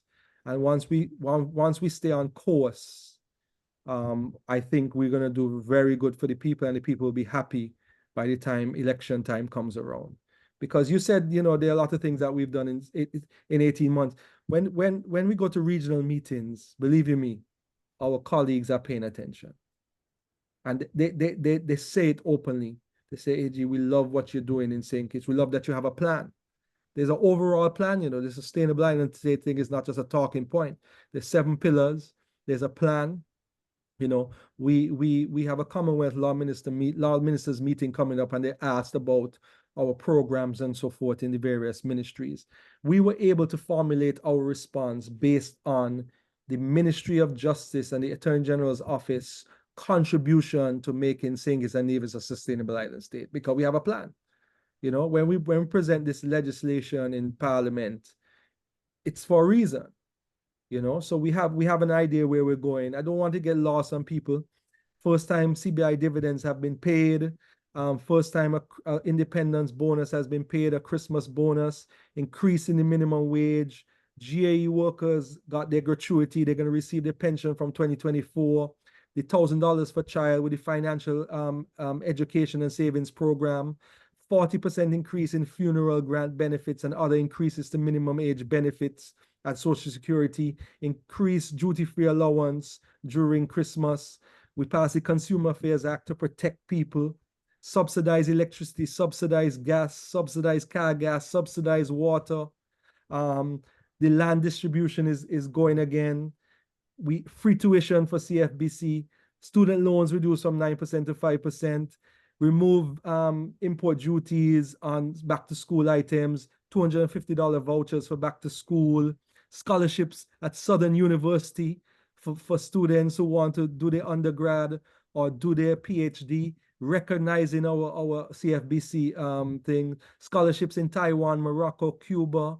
We started the design process in New Basque High School. The Prime Minister's medical fund program has helped 30 plus children to stay alive without people having to send their own sponsor sheets. The new hospital is going to start building this year. We're working on the last finishing touches of the contract in relation to that. The work that's going on at JNF to fix the roof, put in ACs, try to make people more comfortable. The new MRI machine is coming. Tourism, JetBlue, Intercaribbean, Caribbean Airlines, new carriers. A lot of the other carriers, a lot of people didn't realize at the press conference with Minister Marsha Henderson, Honorable, said that American Airlines, United, Air Canada are all extending their flights to August, which is longer than it used to be before. So there only will be basically 2 slow months for plane travel now, which will be September and October. You know, the new hotel in Frigate Bay, Hotel Indigo, Icon of the Seas chose St. Kitts to come to be the first destination they came to. Marisha, I don't know if you were here, but Carnival was sweet. One of the best carnival last year, music festival, one of the best music festival. Visa-free options to return to Canada. You know, open up the country so Venture Deeper could come again. You know, we partner with the NIA. A lot of people not even realizing the importance of geothermal. Geothermal can change the lives of Kittitians and divisions forever. So whereas even under Team Unity, NIA couldn't get it done, we partnered with NIA to get the CDB loan to get geothermal going. If we get geothermal, that would be like our oil. It will change the future of our country, right? The two model smart homes for the housing project revolution, they are about to, the open house is going to happen soon, and people will get a chance to examine the house, knock the walls, look at it, and if they don't like them, that's it. Plan B. That's the agreement we made. They were built by local contractors. They found water in Keon. I've been working on finalizing the desal contract. So they're going to be a desal plant in Bastille. They're going to bring 2 million gallons of water. We renegotiated the solar farm project, right? We put strict timelines. We're going to allow local people to be able to invest in it, which is something that it didn't have before, right? We got, the Prime Minister went to Saudi Arabia and got millions of dollars promised to the country for energy projects from the Saudi Fund for Development. They start in the St. Peter's Road and the F.T. Williams renovation. They launched the Ministry of Creative Economy. They're training small business people. They just had a program this week called Accelerate, where they're training small business people in the skills they need to improve on their businesses. They start in the greenhouse. Just this week, the Ministry of Agriculture issued their 25 by 25 kind of guidebook, right? The good governance. You know, we passed 6 good governance laws, anti-corruption, integrity in public life, 100% declarations, whistleblower protection. We put back in the office of the ombudsman. We have the Unauthorized Disclosure of Official Information Act passed. We made links with Afrexim Bank to sponsor development projects in St. Kitts. We tabled 41 bills in Parliament since October 2022. In 15 months, 41 bills. We passed 31 bills. So we had an active Parliament. We saved the CBI industry. Believe you me, I sit in the meetings, DJ Marisha, with the international partners. We saved the industry by regularizing it, by bringing in new regulations to guide it. It's brought 50% of our revenue over the last 15 years. So it's very important. That was one of the biggest messes we had to clean up. You know, we brought new regulations. Money is still coming in from it. I hear people say CBI dry up. I want them to read the audit reports for 2023 and then come and say if CBI has dried up. Impossible, right? National security. Peace has been moved to Elevate. Elevate is where you train the people. The people in the peace, they had an expert come in, spoke to the guys. Some want jobs, some want to be entrepreneurs. So what they've done is they don't Elevate, where they do training sessions to help them. Who want to be an entrepreneur, you give them training. Who wants to be get a job, you give them training. National security got plenty of money. The CCTV cameras are working. So the CCTV has helped to solve some of the murders that happened in recent times. And now they're implementing all of these modern crime fighting techniques. And Marisha, that is not a campaign for the next election. That's the first 18 months, right? And I want people to really put that into perspective, because it's unfortunate that people outside of St. Kitts and Nevis recognize what we're doing, and our people still on the live calling me names. You know what I mean? It's unfortunate that we can't have a mature discussion about national issues, but that is the facts. Right. And those are not everything that we've done. This is an energetic, young, ambitious cabinet with hard-working ministers who got all that done and more in 18 months. And you know what the problem is, Mr. AG? Reading some of the comments here, like one comment is ask you about the 20 million that missing from development ban. I mean, we did not plan to talk about that tonight, so but there's someone here from Houston want to know what become of that matter, what the situation So with the I development can tell like. you, there is a civil claim filed by the former CEO of Development Bank, and it's being defended by Development Bank. Simple as that. So the matters involving the Development Bank are now before the court, and the people have an opportunity to see what the case will reveal. Okay. Simple as that. And the other situation, Mr. AG, from day one, and I try to explain to Prime Minister Joe, because sometimes you guys are so busy out there doing your work, you're not on the ground to hear the daily conversation. During the swearing in at Warner Park, I was present, and Prime Minister Joe made it clear that he's the Prime Minister for the Federation of St. Kitts and Nevis. The people of Nevis take him very serious with that, because they have not had the confidence in previous government. Now, whatever is going on in Nevis, as I said to people, our constitution gives Nevis the rights to control their own affairs. And whatever is going on there is only but so much, whether Prime Minister Joe, the federal government, or the AG can do in regards to the Nevis affairs. So the Nevis people, they got to get up. I told them before, have the lazy backside and do what they need to do if they're not satisfied there. But my only concern, because this is a federal matter, and I know previously you said to me, the Prime Minister, I think, repeated it, that by August 5th of this year, the electoral reformation of the electoral office should be complete, and the anniversary, which is August 5th. Where we are with that? With the what, sorry? The revamping, fixing the problem in the electoral office. Yes. Yes, that's going to happen this year, as well as boundaries. The Boundaries Commission is shortly to be set up. Correct. He said that as well, by the anniversary date. No, the Boundaries Committee is going to be set up within the next couple of weeks. Okay. The report should come around that time. No, but what I want This the year. folks to understand is that when you guys were speaking, you were speaking about a holistic operation in regards to the electoral reform. You're not just trying to Yes. do it one area. It's the Oh, no, overall. yes. So I have some ideas. You see, we are restricted in what we can do because our electoral process is governed fundamentally by the Constitution. And the provisions in relation to the elections are actually entrenched. So the only way they can be changed is through referendum. Correct. So it isn't like we could do what some other countries are doing fundamental changes without a referendum. But what we can do is we can strengthen and bolster the electoral office, which we plan to do, and also the related Boundaries Commission.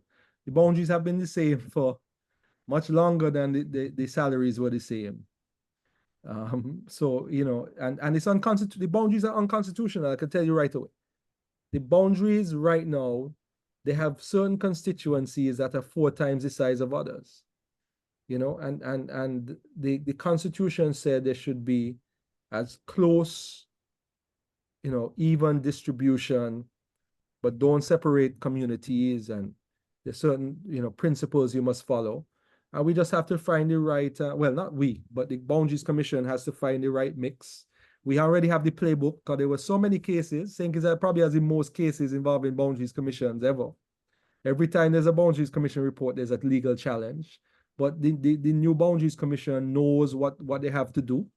They'll have representatives from the opposition, representatives from the government, and a chair, and they will go about their work. And these are all fundamental things that are important, you know. Marsha, I always like to say, to be a true patriot, sometimes you just have to put down the political hat for a second. I'm not saying throw it in the garbage. I'm saying sometimes on some issues, no matter what party you support, they're national issues, and take out the bias for it for a second. So if I ask persons, is it important that we get constitutional boundary changes? What do you think the answer would be generally?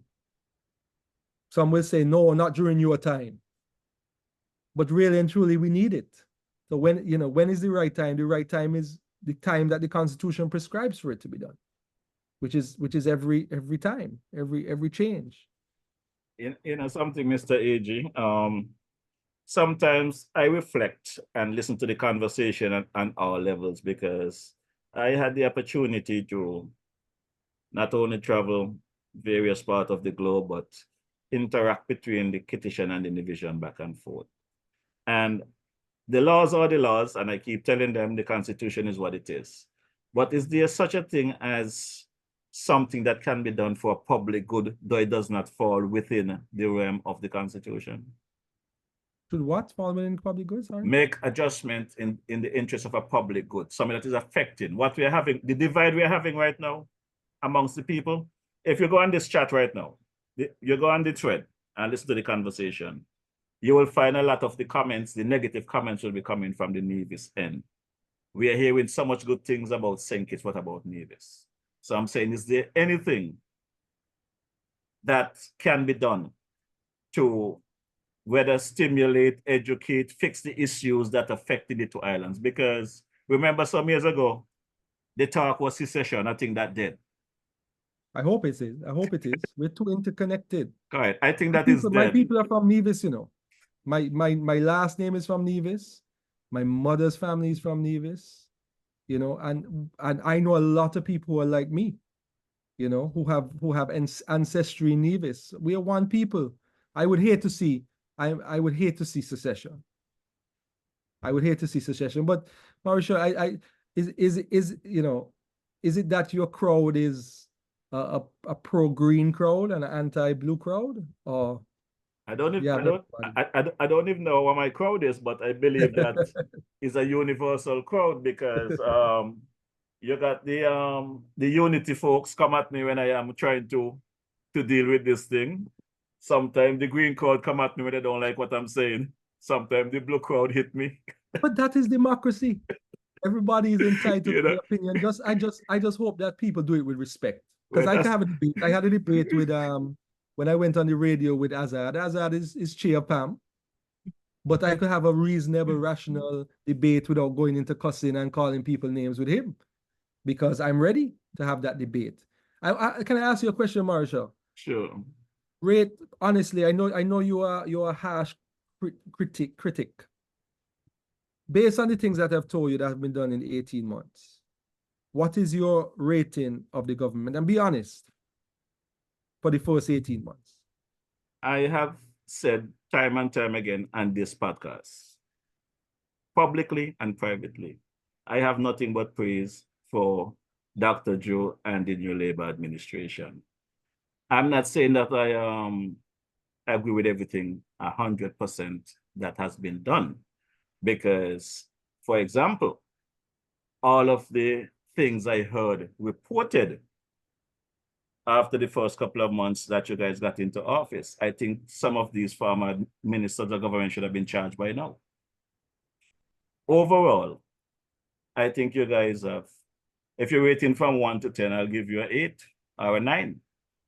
Because I believe somebody should have been charged by now. Let them defend and say they didn't do it. Because they have come at you guys very hard, you know. These people in the opposition that is there coming with these fake news and negative stuff weekly. If you guys do what you're supposed to do and charge them, let them prove that they did not do it, because you got to follow the money. Do I say follow the money? And unless you guys are lying about the missing monies, somebody should have been charged by now. I don't think the Prime Minister is a liar. Okay, so somebody should have been charged by now. Remember the former Prime Minister came a few weeks back on his podcast when we were speaking about the CBI, said under his administration, it was a clean CBI. There was no problem until the new Labour administration took over. I had to remind him about the hush puppy matter, you know. That hush puppy matter came under the former administration. And the 1200 citizenship by marriage. That came under the former administration. But as I said, and the prison project. And the prison project and all this stuff. So I am saying is that you guys are allowing them to bang them out and dirty the atmosphere and give people something to hold on to, and some of that is negative. So I don't give the Labour administration, Dr. Joe and the AG, any credit for that. Somebody should have been charged by now. That is my issue with you guys. And I talk plain. The government doesn't charge people, you know, the DPP does. Well, the DPP need to do some charging, you know. He want to sit down with me, I could give him some ideas, you know. I'll send his number to you. To talk to. You know, we could have a conversation, because for the life of me, I know that during the pandemic, it was stimulus after stimulus approved, hundreds of millions of stimulus dollars, and it did not reach the people. People here in St. Paul's that work in various aspects in Bastille, Marriott, and wherever, today still have not received a dime. Where the millions went? Well, I know that somebody had their dog registered for Pape. You got to be joking, right? You know that, right? No. Yeah, somebody had their dog registered for PAP. When they went to find out who the person was, it was their dog. And they were getting PAP. And that person is not charged.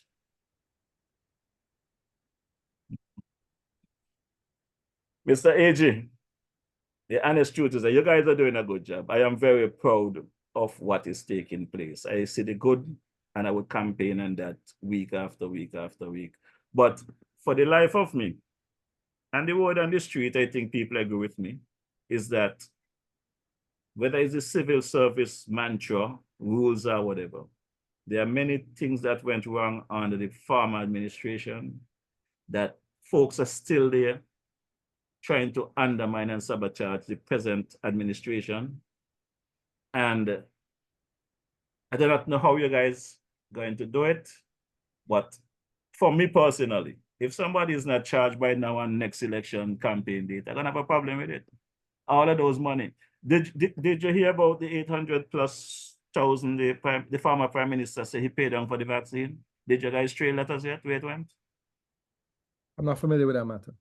Well, we get the vaccine for free, but he went into a church during the campaign and said he paid down over $800,000 towards the vaccine so that St. Kitts will be in line to get the vaccine, when we all knew St. Kitts is a third world country. St. Kitts is a part of the UN. St. Kitts get their vaccine for free from various organizations and islands. So I would like to know where that over $800,000 went. Who he paid it to? Which bank account? Which organization? These are things we need to know. Follow the money. You look like you want to be engaged as a special prosecutor to work in DP's office to do the investigation, a special investigator. That's not a bad idea. The only problem is you guys gonna ask me for some kind of university document in law. I don't have that, but I have the skills. The skills are there. I was a union rep. I understand your position, but the focus, we're trying to clean up the main things. There are a lot of things we had to clean up. I can tell you that Prime Minister has said that. And we're trying to get the country on track. You know, we're in the final stages of recovering from the craziness that was COVID, but we're economically sound. We took the country out of the red that we met it in. I mean, you know, people say, "Oh, red, the country in red." The Prime Minister said, when we came in 2022, the amount of expenditure that happened after Unity broke up before the election meant that there was more money spent than what was coming in. Right? Last year, we rationalized. June 2023 saw the most money ever received by Inland Revenue. Most money ever received by Inland Revenue. We're being responsible. We're trying to create this sustainable island state. We're managing the affairs of the country professionally. We have strong technocrats that are doing their job. We have strong ministers that are doing their job. And we're trying to do the best we can for the country financially. That is our focus. We've been there for 18 months. 18 months is not a third of a term yet. Less than a third of a term. All I say is to the people, you know, some people, no matter what you do, they ain't gonna like you. Nothing is wrong with that. Everybody entitled to like or dislike who they want, but judge the government when the time comes. And I believe you me, we have a plan. We're following the good ideas that were in the manifesto, And there's some good big things that we have been working on in the Attorney General office that has people excited that you don't necessarily see right away. It takes time to get these things done, but you have to get them done right. And I have all faith that the people, no matter their political party persuasion, will at the end of the day say, wow, this group of young, energetic, young professionals, young, energetic, savvy professionals are doing their job and they have the best interests of the country at heart. I genuinely think that that is the case. Cabinet, I look forward to it on Mondays, believe you me. We have, when you see us in a group picture, I posted a group picture from the Prime Minister's reception. That's right. That is genuine, you know. We actually like each other. It's not easy when you have a group of people that you like, but you know, because we intellectually stimulate each other and we're thinking about the right things, and this project is a great project and we're all behind our leader. You know that way? So I'm a sportsman. You know, I've always played sports. I always played team sports, cricket, etc., football, etc. When you have a strong leader, that's the first thing you need. And we do have a strong one. And when you have a team that is focused on a goal, it's some magic can happen. So, you know, everybody's entitled to their own political persuasion, but I can tell you that we're doing things the right way. We're trying to do things the best for the country. We know that we have to diversify. If geothermal comes on, DJ Morris, and all the experts, every expert I see, I ask them, I say, what are the chances? The last one I asked in a meeting this week said, AG, we have like a 99% chance, you know, because this source is just the right depth, just the right location. They have companies from throughout the world. When I say I go to meetings and the ambassadors and so talking, saying, listen, I want you to consider companies from our area for this project. You know, it's serious. That could change St. Kitts and Nevis forever. And it's like oil. The Guyana has the biggest GDP growth in the world because of oil.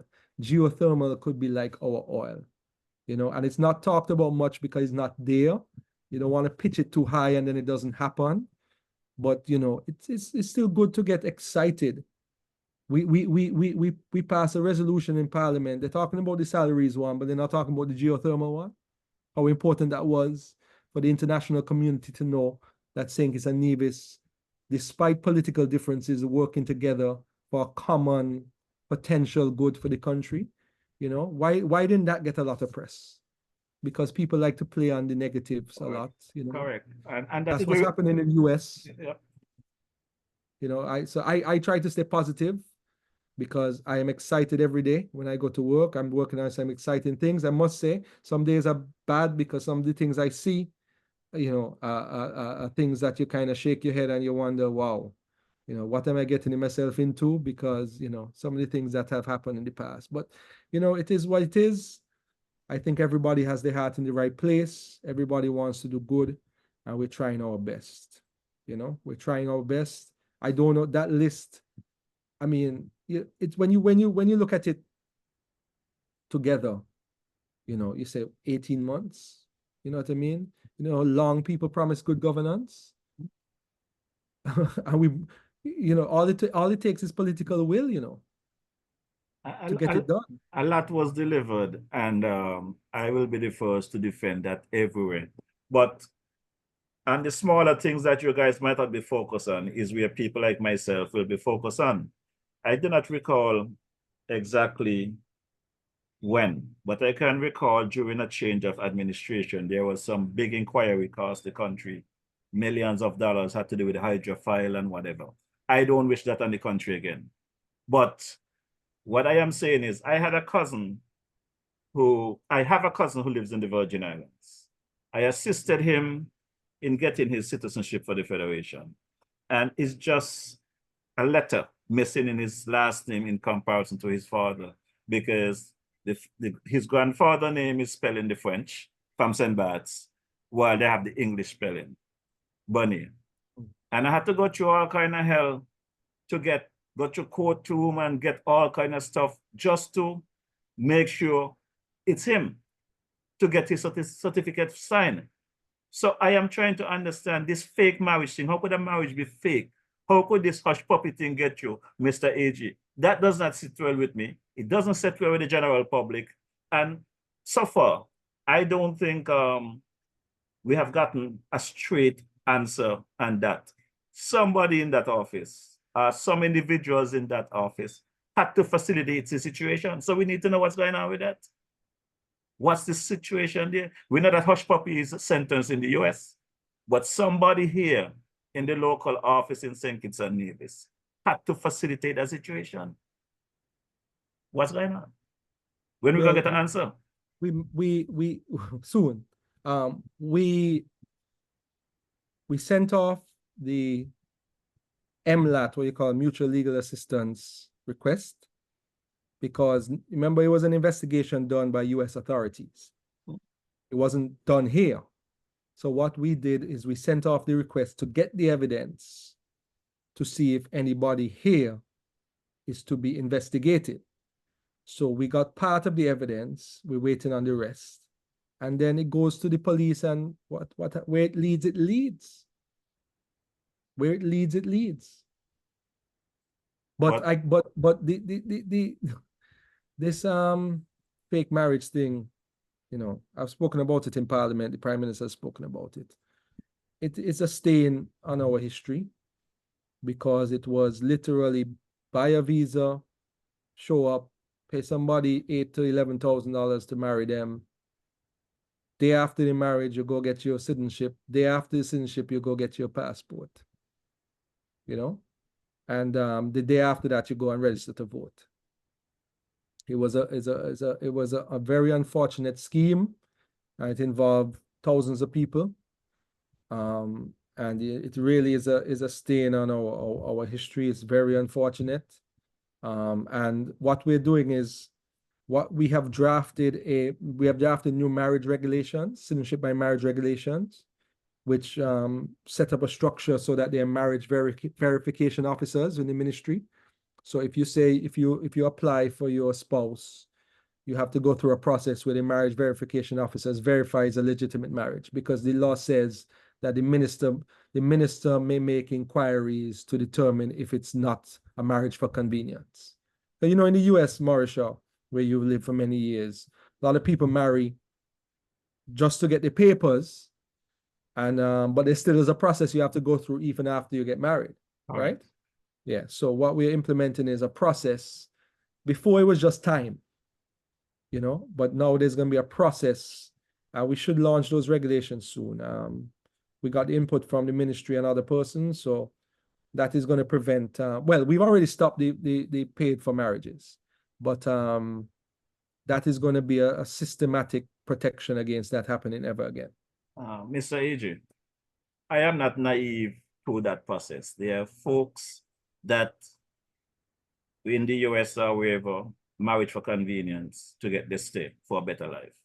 There are folks that leave their respective country, even here saying kids go to the US to get their baby for a better life. Let's not lose track of that. My issue is, I personally, DJ Mauritia, Jeffrey Mauritia, witnessed the operations of those fake marriages and registration at the electoral office. I stood there, witnessed the operation. There was a gentleman by the name of, what they call him there, that was leading the operation for the former party that was Don't there. call any name. Don't call it. I ain't calling a name because it's not his name. It's a fake, it's a pet name. So you can't take me to court with a pet name. But I stood there and witnessed the operation. As a matter of fact, I witnessed individual going there, can't even say where they live. They do not know which part of St. Kitts they live. They don't have any, all they have is the paper. I look at them. My brother was with me. When they leave from the electoral office, they come out and they go across the street to a car opposite the electoral office and collect their money and keep moving. I witnessed folks arguing about how much this person get paid more than this person. This ain't no hearsay, no, Mr. AG. I witnessed this for myself during that campaign. The operation, they're picking up people up at Patsy Allows in rent-a-car, bringing them down, taking them back. There was a young lady from St. Paul's. I saw her and her kids there, and I asked her, what you doing here? She tell me hush. She just collecting she $500 for whatever they wanted to do. But in the way they could get a vote. This operation was real. So I'm saying somebody in that farmer team unity administration, you need to follow the money. Somebody need to be charged, Mr. AG. There are people out there who have the information. Well, then they should just report it to the DPP. We got to find some way of getting them there, Mr. AG. Remember, you said you could lay the horse to the water, but you can't force it to drink.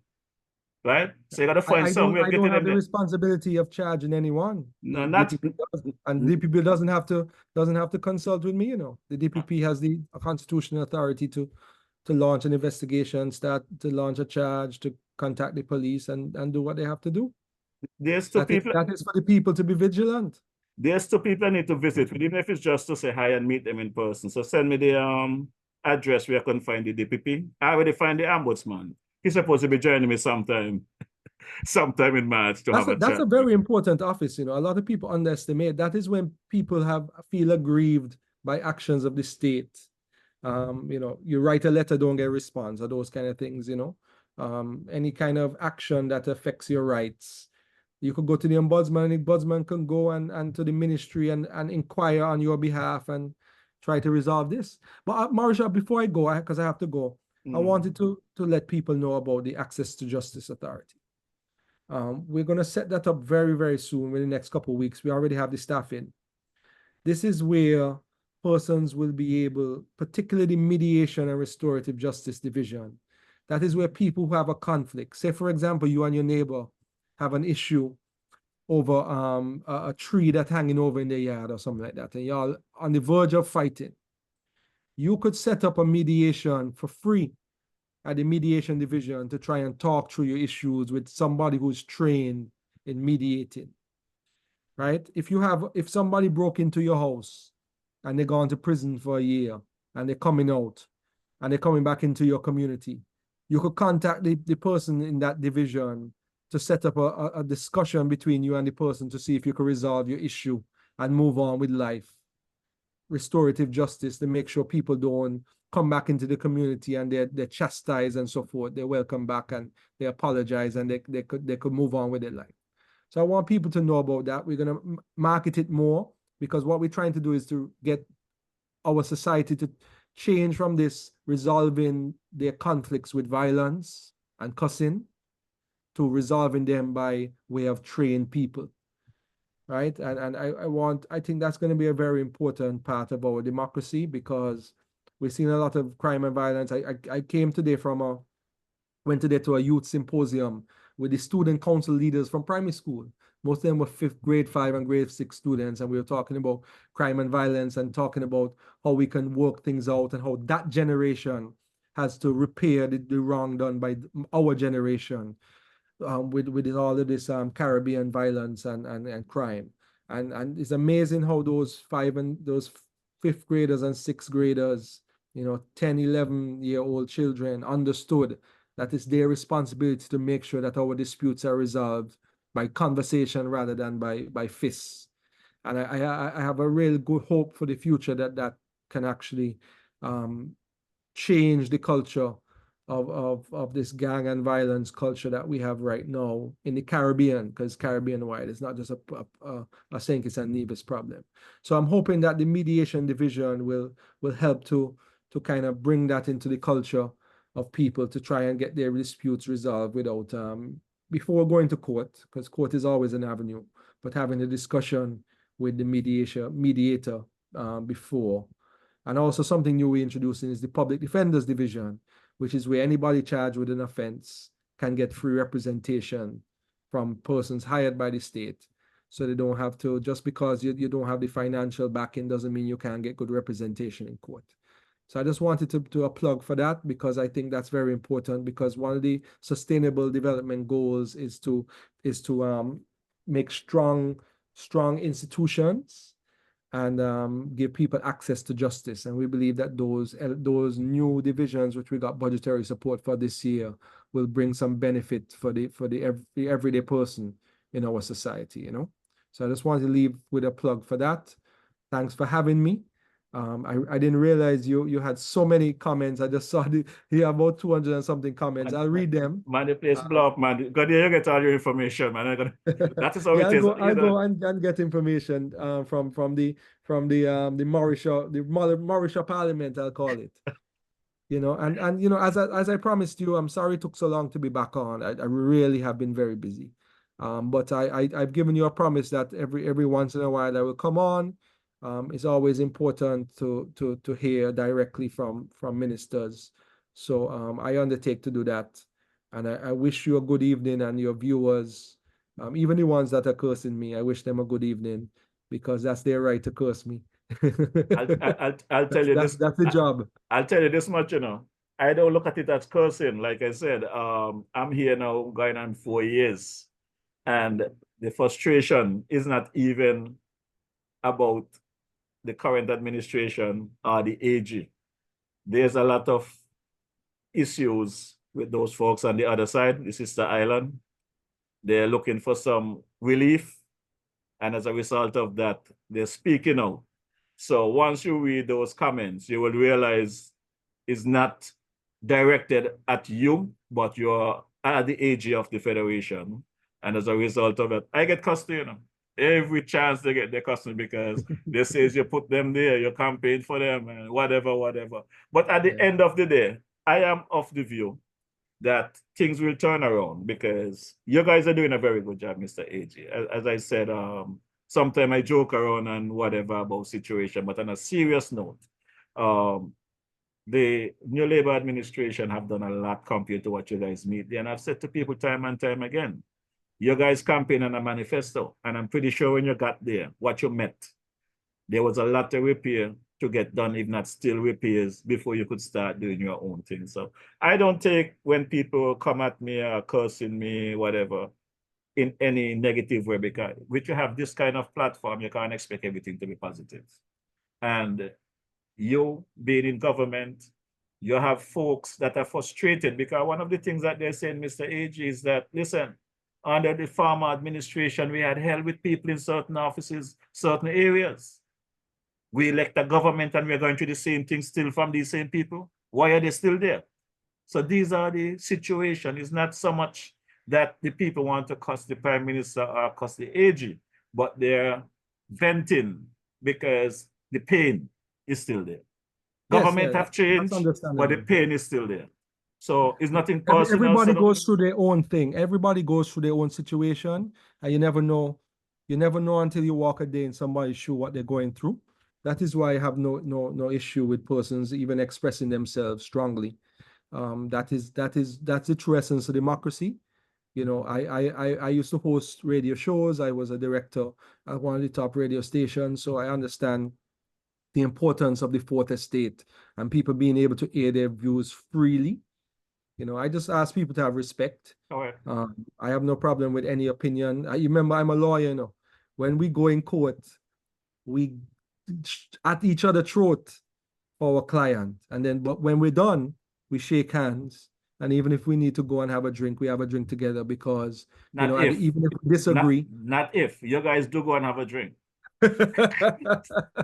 I can't tell you when last I went to have a drink, but we'll have one. We'll have one in St. Paul's one of these days, Mauricio. I look forward to that, Mr. AJ, because like I said, many folks have asked me questions about the whole situation. And personally, as I said, you guys are accessible.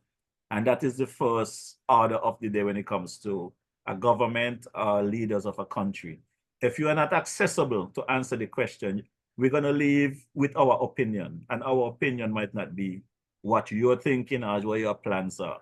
So instead of giving people an opportunity to come form an opinion, come and talk to the people. And eventually they will understand where you're coming from, because what you presented here tonight, Mr. AJ, I know in a couple of months, if not weeks, some of it's going to come to fruition. And the folks that might have been negative, reactive to what you said tonight, they will say, okay, the AG was on point with what he was saying. It's just as simple as that. But people are just reacting. Keep in mind, we says that mental illness comes in many forms. Politics in St. Kitts Nevis is a mental situation too. It's a mental illness for some people. They are campaigning all year round 24/7 in Right, America yeah. election done and it done. It done. I mean, the And that's, budget it done. yeah, you're right. Not in St. Kitts Nevis. No, It's all year permanent. round. It's a It's permanent permanent. thing. So so brother AG, just stay positive. I hope nobody come back to your house since to visit you in that regard. No, that I know. Yeah. Okay, and my blessings to you, the wife and the family, and your mom. And like I always tell you, the last thing I have to tell you, remember St. Paul's your farm, no matter where you travel, no matter where you go, St. Paul's is your home. Eh? You know, it's funny, the amount of people I meet that say that my grandmother birthed them. Because people don't know my grandmother was a midwife for St. Paul's Day, that district. Yeah. You know, so many people remember and say, oh, I remember your grandmother. She used to give heavy injections because she used to, she was the nurse for the area. So yes, I know where I've come from, Marisha. So people are very judgmental and prejudicial. They don't know the history of anything. But that's part of being in public office. You're gonna have people that don't know you and judge you. I hope you can vouch that I'm a genuine nice person. That's my temperament. But hopefully more people get to know me. I've only been in public office for 18 months. Hopefully at the end of the day, when my short tenure is over, people will just say he worked hard. That's all. The only thing I want, people talk about, I just want people to say, listen, this AG worked hard for us. Mr. AG, I met you as attorney Garth Wilkins before you become AG. And Marsha can say to you, Honorable Marsha Henderson, my respect I have for you, because professionally, you have always been on track. To me, you have to represent people, but you do the right thing. As Attorney General, I don't expect anything less. So, anyone tell you anything different, you know where to find me. I got my hammer. I love to use hammer. So, I mean, anybody come and tell me any stupidness, I make sure I pull my hammer out in the waist. So, I'm knock it on the table only. On the table. I'm not gonna hit them because I don't want you to come. I don't want you to come for me. I just make sure they hear the night that I'm serious. Eh?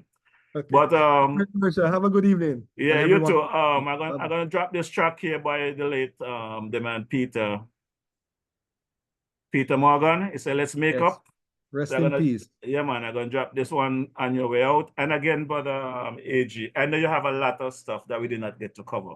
So at your convenience, just let me know you're available, and let's do it. And as I've said previously, my podcast, I can go live anytime. So you don't have to be on a Wednesday evening. If you have something special you want to bring to the people, just send me a message and let's get it done. My job here is to be observant. As I've said to the Prime Minister, I'm not going to tell you what you want to hear. I'm going to tell you what is happening on the ground, because those are the people that you have to go back to if you want to be re-elected. Not what Marisha said, not what Marisha feels. So the same thing about the AG. I'm not going to tell you anything that you want to hear. I'm going to let you know what is happening on the ground. Understood. I appreciate that. All right. Good evening. Good.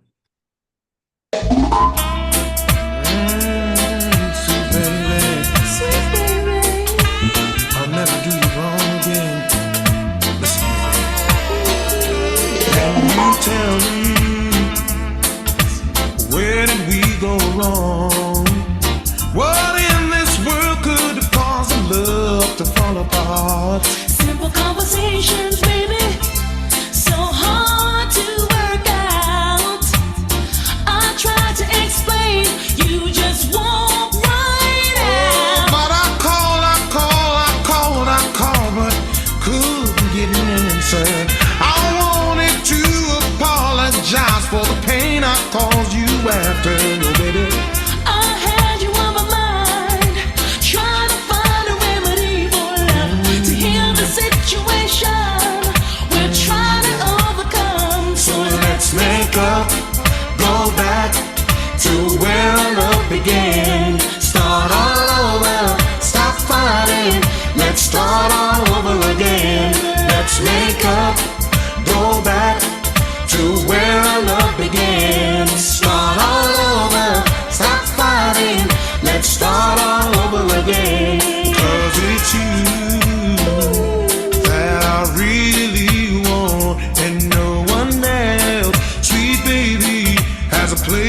in my heart. I hear you, baby, but sometimes you hurt me bad. I wanna find what we've lost, gain back what we had. I really wanna turn this page in our lives. Let's get it together. Make it last forever. For the past is gone and the future is waiting right. Baby, Waiting right. waiting right. Let's sing. Let's make up, go back to where our love began. Start all over, stop fighting. Let's start all over again. Let's make up, go back to where our love began. Start all over. Stop Oh, fighting. oh yeah. Let's make up, start over. Through all the hurt and pain, I've come to realize that all the things you mean to me is worth another try. Oh, my sweet baby, you are sent from up above. Let's walk together infinitely in love. We really wanna turn this page in our lives. Let's start all over. Make it last forever. For the past is gone and the future is waiting right. Yes. Waiting right. So let's make up, go back to where our love began. Start all over, stop fighting. Let's start all over again. Let's make up, go back to where our love began. Yeah, sounds of the Morgan Heritage there featuring the late great icon there, the man himself, Peter Morgan, who took flight last week there. Sad time for us here in our entertainment business. A great one has gone. Gonna drop this one. This one is called Goodbye, saying goodbye. Sometimes I feel I'm walking out the door, and I know you feel the same way for sure. Hey, I can't see my life without you, baby, 'cause you're my one and only lady. Listen, I don't wanna talk anymore. I just wanna love like we had it before. Playing the blame game is so tired. Oh yeah, and you saying the same thing again and again, and I don't reply. Ooh, I know it gets on your nerves. Ooh, I can see it in your eyes, it hurts, yeah. And every time I make you cry, I hear my mama's voice in my head, telling me don't make you walk away and never let a good thing in. So, baby, let's waste no more time. Baby, let's waste no more time arguing about who's wrong or right. Who's wrong or right? Our love is so strong for each other that we hate us right now. Hate us right now. Let's not make the mistake of our lives by saying goodbye. I don't wanna say goodbye, no, no, no, no. By saying goodbye. I don't wanna say goodbye, no, no, no, no. Oh yeah, 'cause all it is ups and downs, baby. And all you gotta do is work it out. And remember, in times of pain, we get stronger. And to have a love for a lifetime, we gotta work harder, harder. Now every time I make you cry, I hear my mama's voice in my head, telling me don't make you walk away and never let a good thing in. So, baby, let's waste no more time. Let us waste no more time arguing about who's wrong or right. Who's wrong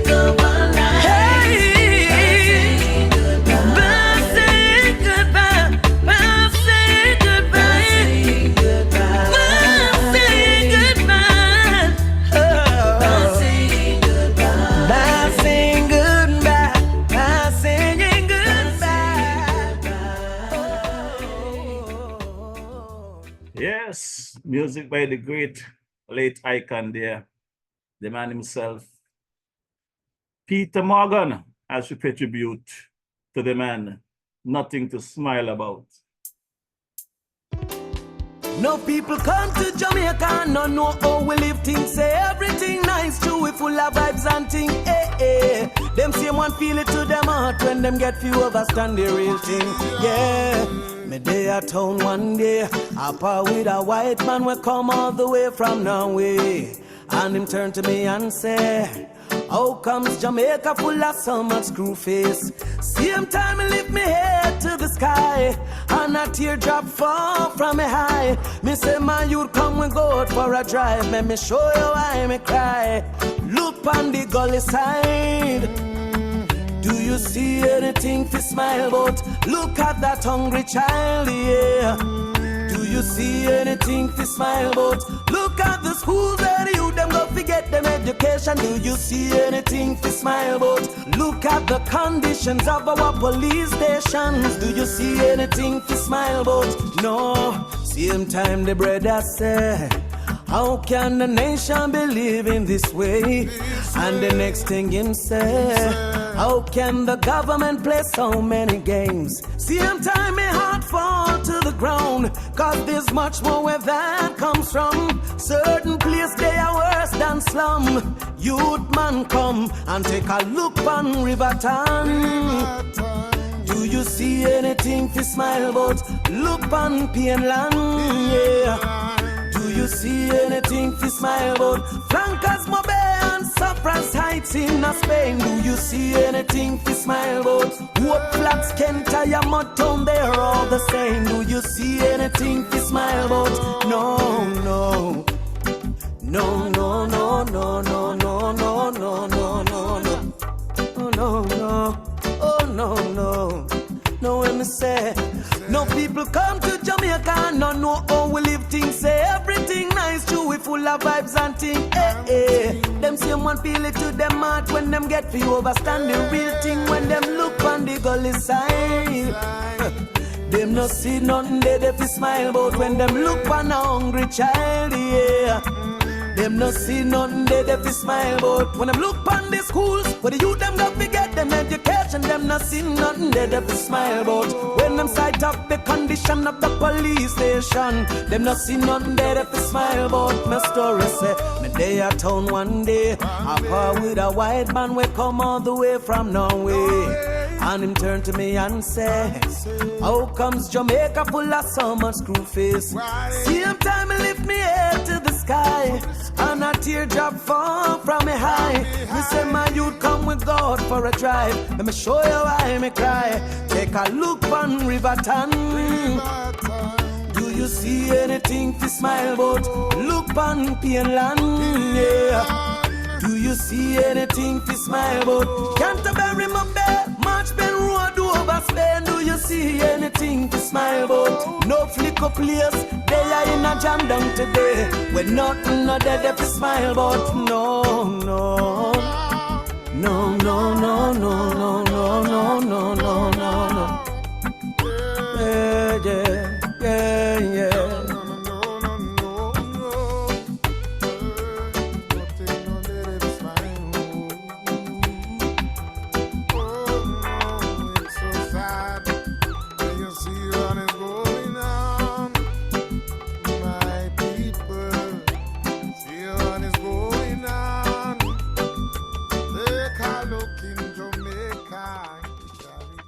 Yes, sounds of the Morgan heritage featuring the man there, Peter Morgan.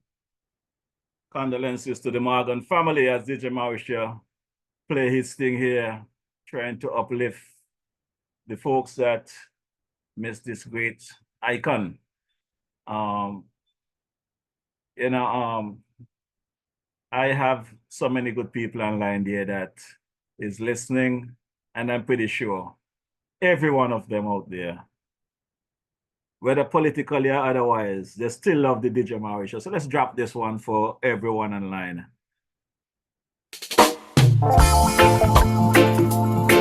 Oh, mama, mama, mama, mama, mama. Well, well, well. She still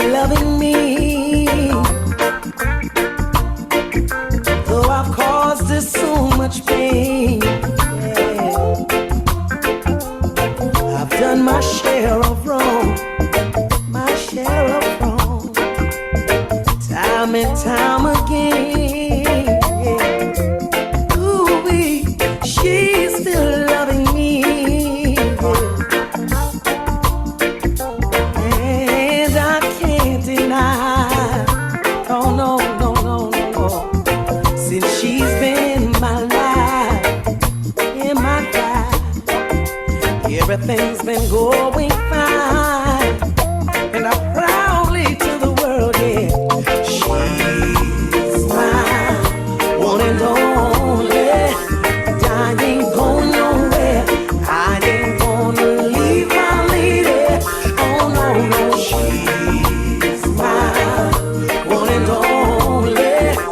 I ain't going nowhere. I ain't gonna leave my lady. 'Cause she's truly mine, and most of what she does makes me feel so good inside. Tell the Lord inside, and I said, oh, she's the right one for me. He made no mistake, and I say this with no apology. Gramps, won't you sing about your lady? She's still loving me, yeah, through all the trials and days, yeah. For I played around, still yet she held it down. Yes, she did. She's still loving me, even though I made her cry. Oh, caused her many sleepless nights. Oh, and I had to make it right. Oh, 'cause she's mine, One and only. I ain't going nowhere. I ain't gonna leave my lady. No, no, no. She's mine, one and only. I ain't going nowhere. I ain't gonna leave my lady. 'Cause she's truly mine. Most of what she does makes me feel so good inside. Oh, oh, oh. Someone tell the Lord for me. He made no mistake. And I tell the world this with no apology. Hey, hey, hey, hey.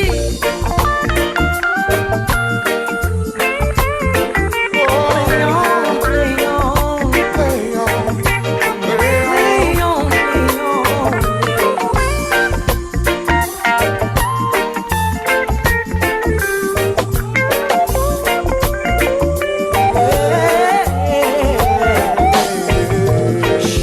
She's mine, one and only. I ain't going nowhere. I ain't gonna leave my lady for no one. She's mine, one and only. I ain't going nowhere. I ain't gonna leave my lady for no one. She's mine, one and only. I ain't going nowhere. I ain't gonna leave my lady. Yes, Sound of the Morgan Heritage featuring the man himself, the late great Brother Peter Morgan. And you know we're gonna have to meet Peter down by the river at some point in time. So let's take a listen to this one.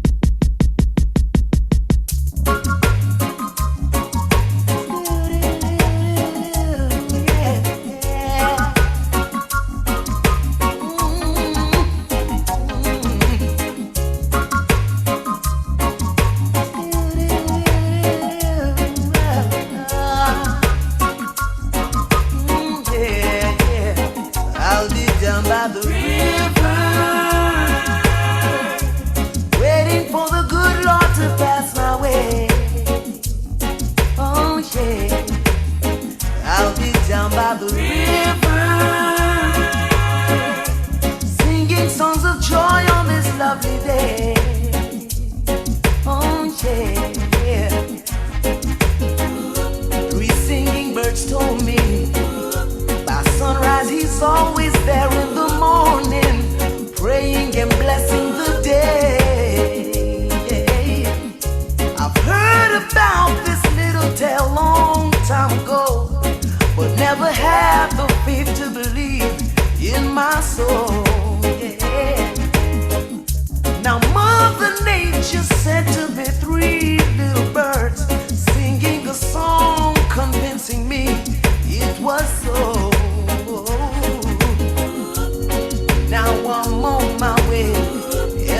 anyone come to see me this day, tell them I'll be gone for the day.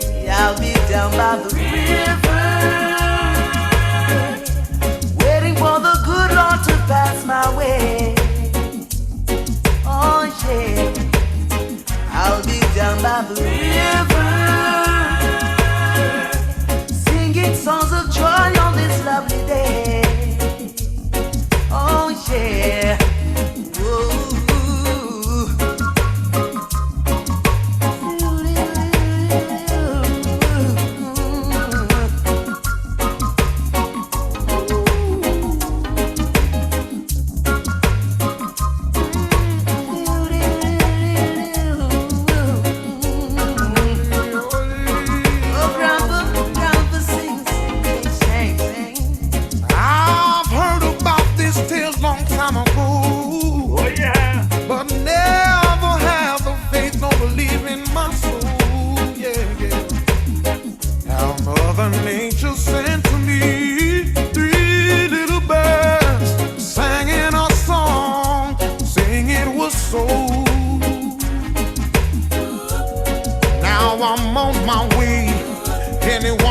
See me this day, tell them I'll be gone for the day. I'll be down by the river, Oh yeah.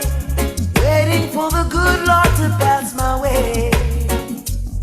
Oh yeah, I'll be down by the river, singing songs of joy on this lovely day. On this lovely day.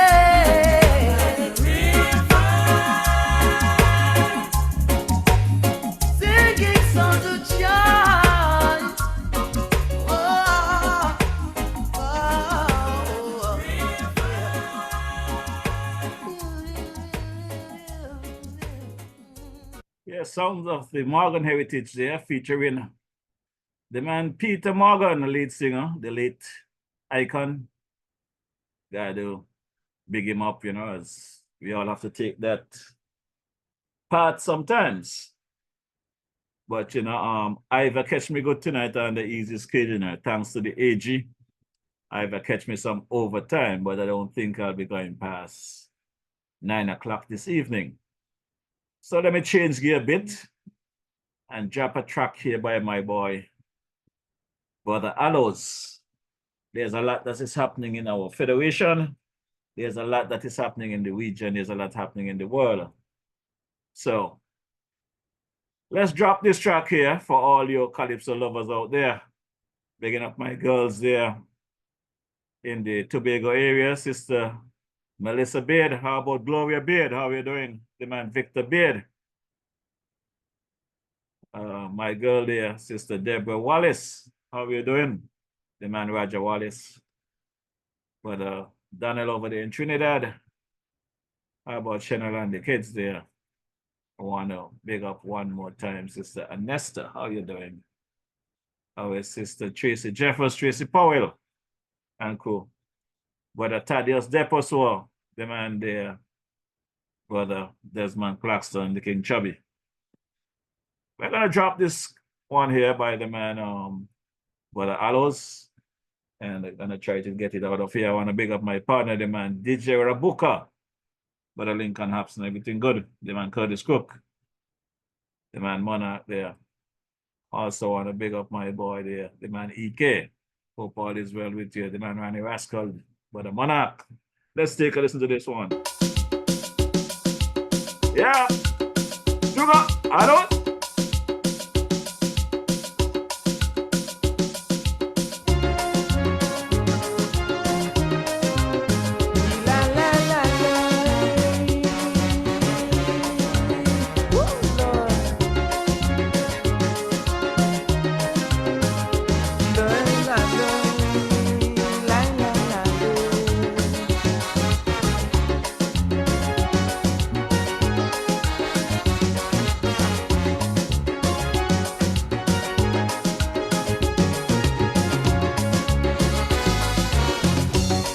Study the whole universe. How come this world gets so corrupt and cursed? change up, cause it's not like before. Man's life in turmoil, with disaster and war, for sure. With the nuclear this and the nuclear that, they intend to smash down the world flat, flat. And they don't care about the master's plan, cause every day man seeking to destroy man. Put a hand, cause this was never meant to be. Man supposed to dwell in harmony, but because of selfish ways, man create things to shorten his days. Cause in discomfort and strife, what a life, what a life. Cause in discomfort and strife, what a life in these times. But these are the signs of the end of times. Nice one. La la la la la. La la la la la.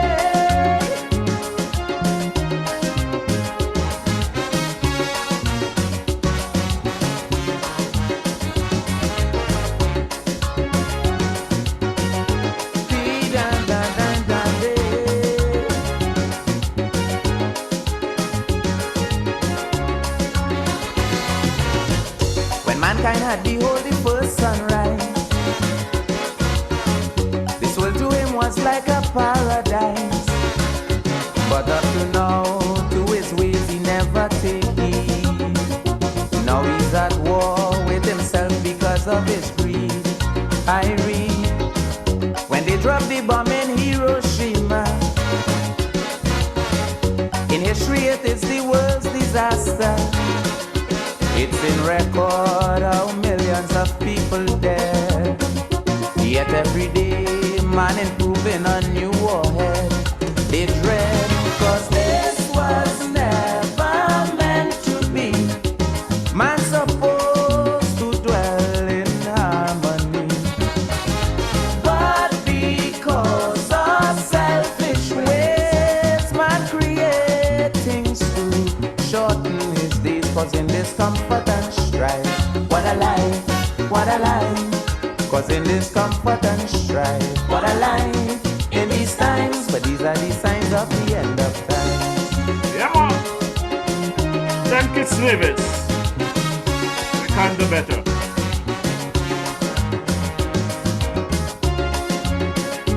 Just some more love, respect. La, la, la, yeah. Appreciate it, La, yeah. la, la.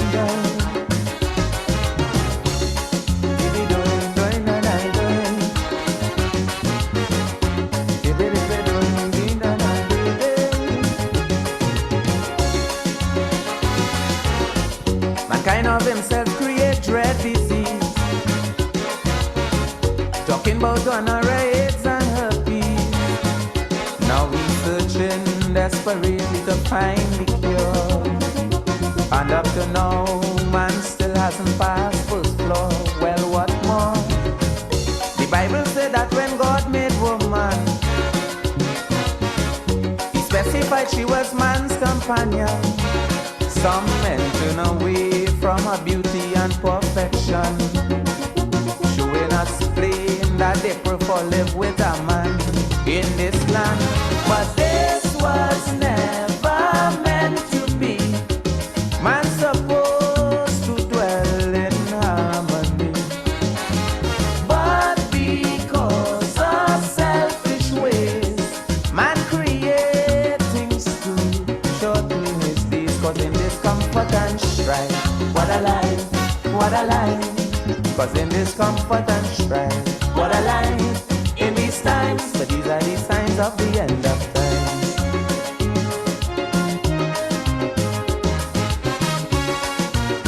Oh, yeah.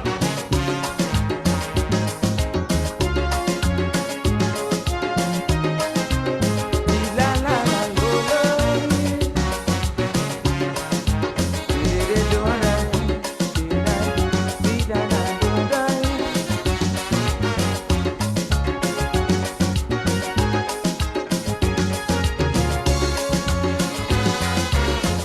I pray that one day this nonsense will cease, mankind must return to uttermost peace, cause the penalty is death and destruction. Man, know thyself, stop causing more complication, change your plan.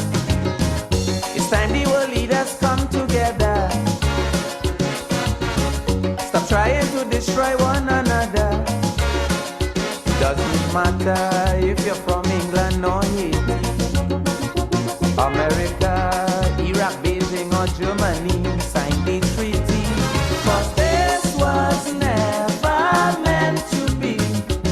Man's supposed to dwell in harmony, but because of selfish ways, man creates things to shorten his days, causing discomfort and strife. What a life, what a life, causing discomfort and strife. What a life in these times, but these are the signs of the end of time. What a life, what a life, causing discomfort and strife. Signs of the ends of time. The man Sugar Allos. Lovely, lovely track there. Petition division at home and abroad. Let's focus on rebuilding our communities, rebuilding our country, our beloved federation. I'm gonna drop a final track here by my boy Latumba before I find a way to get out of here.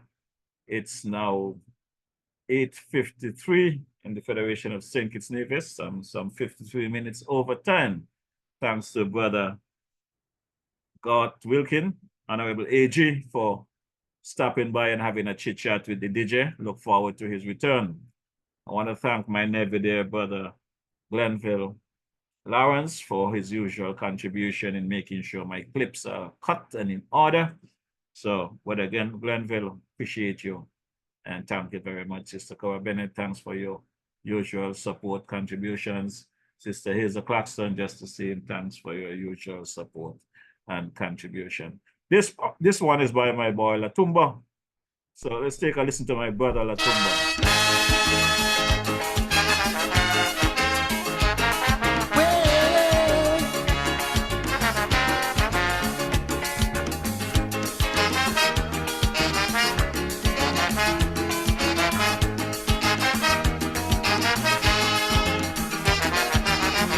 From day to day, without the thought for tomorrow, we exist and wait and wait. While all around us, the times are changing. Men are determined to rise above their present status. We'll also survive if we let prudence guide and dictate for the pathway of our state. We're deadly. Arise, it's independence time. Arise and claim your sovereign right. With our hearts and hands as one, our conviction must be strong. With a passion for the glory of our land. Let us be rid of this new colonialistic nightmare. Forward as one.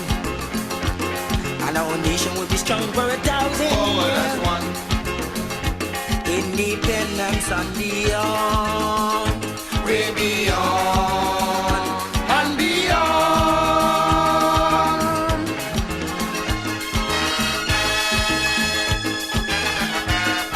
The Latumba.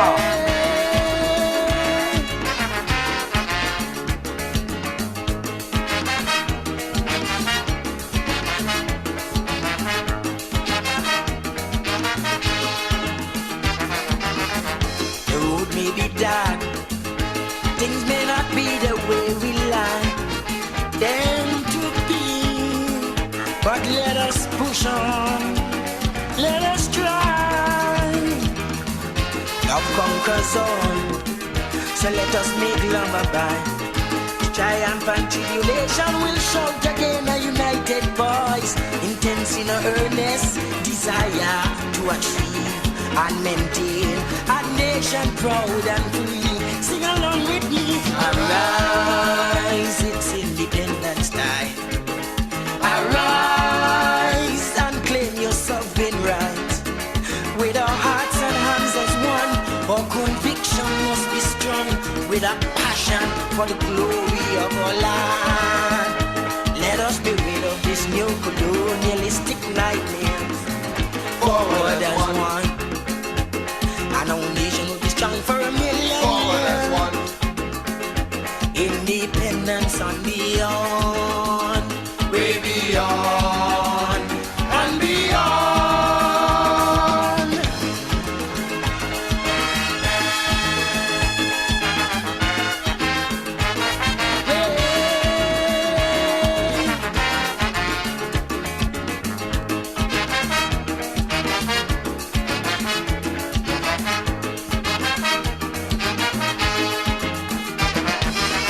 Dogs will intervene. Dark and treacherous they'll be, with hate in their eye, death's on their mind, door in the sky. They'll never prosper, through power be in their hands. Their very acts of oppression will drive the state within their bosom. Suffer to be wise, whether in labor to be free and will be. From now till eternity, sing along with me. Arise, it's independence time. Arise and claim your sovereign right. With our hearts and hands as one, our conviction must be strong. With a passion for the glory of our land. Let us be rid of this new colonialistic nightmare. Forward as one.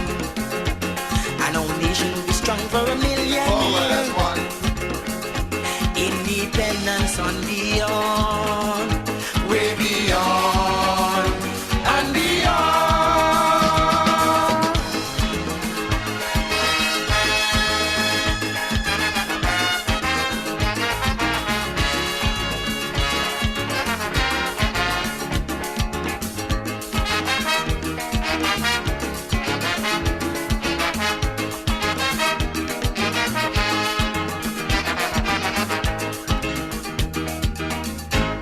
Yeah, sound of the man Latumba there.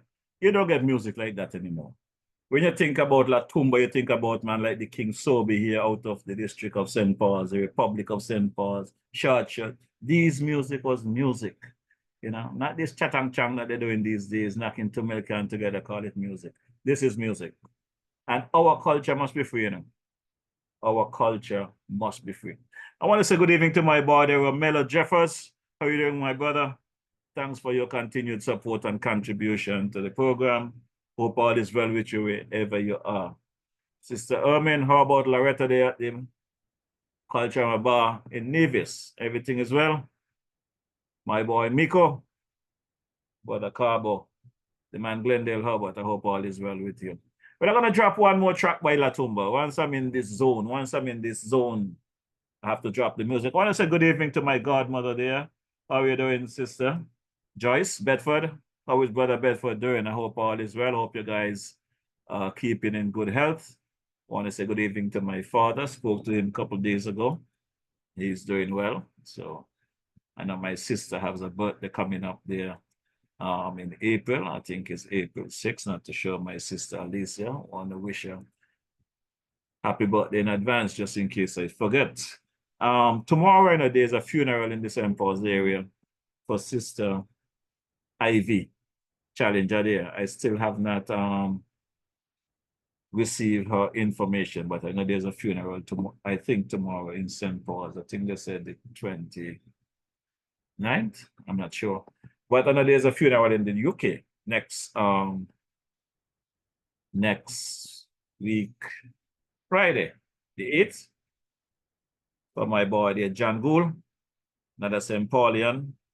And also there is a funeral for Sister Annie Wong next week, Friday as well, the 8th, over there at the Mount Carmel Church and White Plains Road, right off Burke Avenue there, in the Boogie Down Bronx.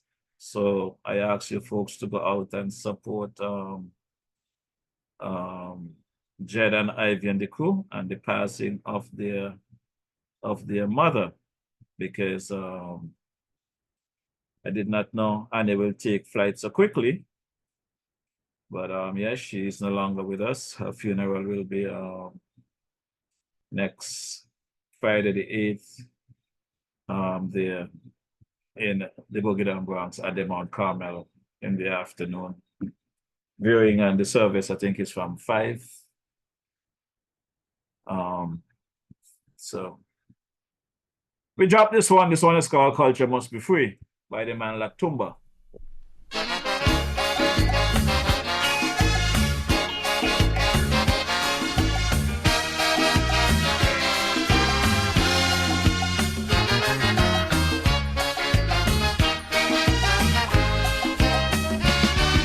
They tell me they don't want no politics at all this year.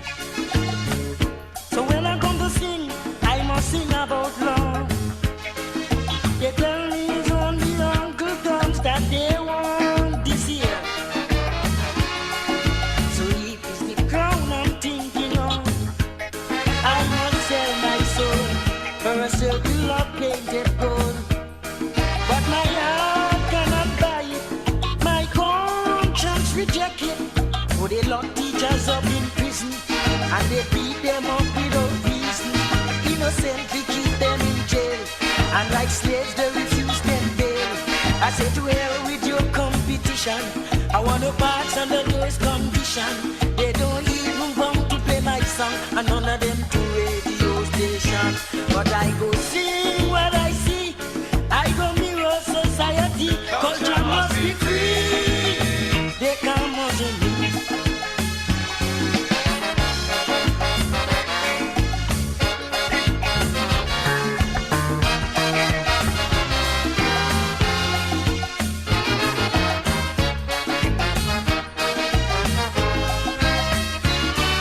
They tell me they don't want no politics at all.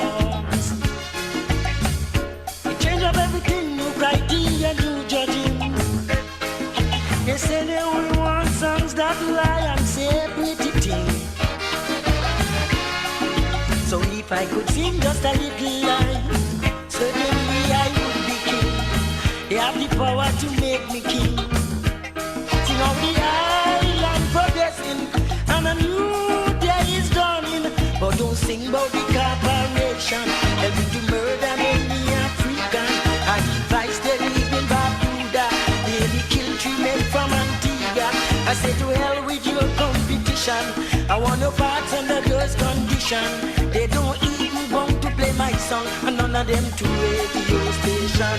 But I go sing what I see, I go mirror society. Culture must be free, they can't muzzle me. Tell them they can't muscle the DJ.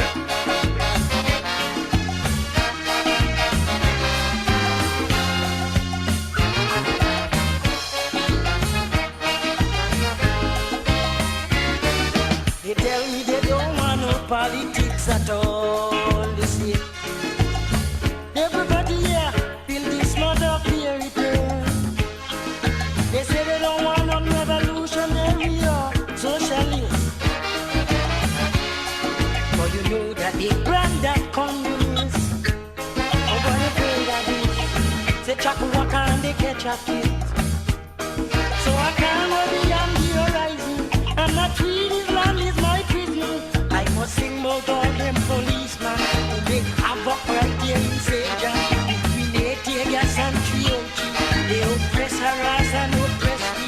I say to hell with your competition, I want no parts under those conditions. They don't even want to play my song, and none of them to radio station. But I'm going to sing what I see, I go mirror society. Culture must be free, they come on. Oh no.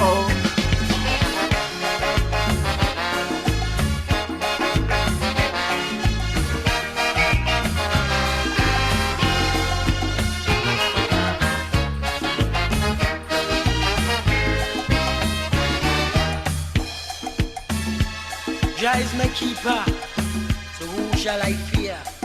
Freedom to the brothers in the ghetto.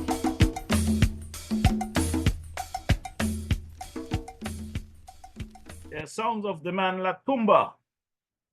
The culture must be free. They can't muzzle me. That's how you go. All right, I just want to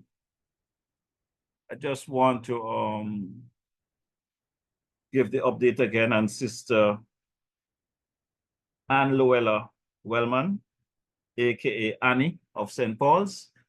Her funeral will be next Friday, 8th of March, at 3080 White Plains Road, Bronx, New York, 10467. Viewing is from 5 to 7 p.m. and the homegoing service starts at 7 over there at the Mount Carmel Pentecostal Church on White Plains Road. We call it locally the Manning Church. So if you're in the Boogie Down Bronx, if you're in the New York metropolitan area, we ask your indulgence to come out and support, like I said, Jeddah, Ivy, Kurt, and the team, and the homegoing service of their mom, Sister Luella Wellman, aka Annie. So as I take my leave for the evening, I'm gonna drop my usual ads here with my boy King Carbo. But before I drop my ad with King Carbo, I want to remind you again to support the businesses that support you, the good water people there in Newton Gum, St. Paul's area there, Newton Gum, St. Kitts. Just down the road there, Island Purified Water, but the Powell and team, they keep the DJ hydrated when he is in the area. So make sure you support Brother Powell. Also want to big up my cousin dear sister Gloria Hutchinson there at Smart Fit over there. Her new location is there at the old Simaco building and Central Street next to Skelec. Check her out that on the DJ Marisha sent you. There's always also a store on Cairn Street, right off 4th Street. Smart Fit, Sister Gloria Hutchinson. Don't forget to check my boy there, Brother Paris, there at Paris Pharmacy on Westbourne Gut. Check him out for your vitamins, your whatever you need, pharmaceutical. You check Brother Paris. He's one of the best in the Federation. My boy Tango, tire shop and auto repairs, auto parts down there and Westbourne Gut as well. Right there, just back of the market. So check out my boy Tango. Tell him DJ Marisha sent you. My boy there, Brother Jamrock there, restaurant in Frigate Bay, open from Wednesday to Monday.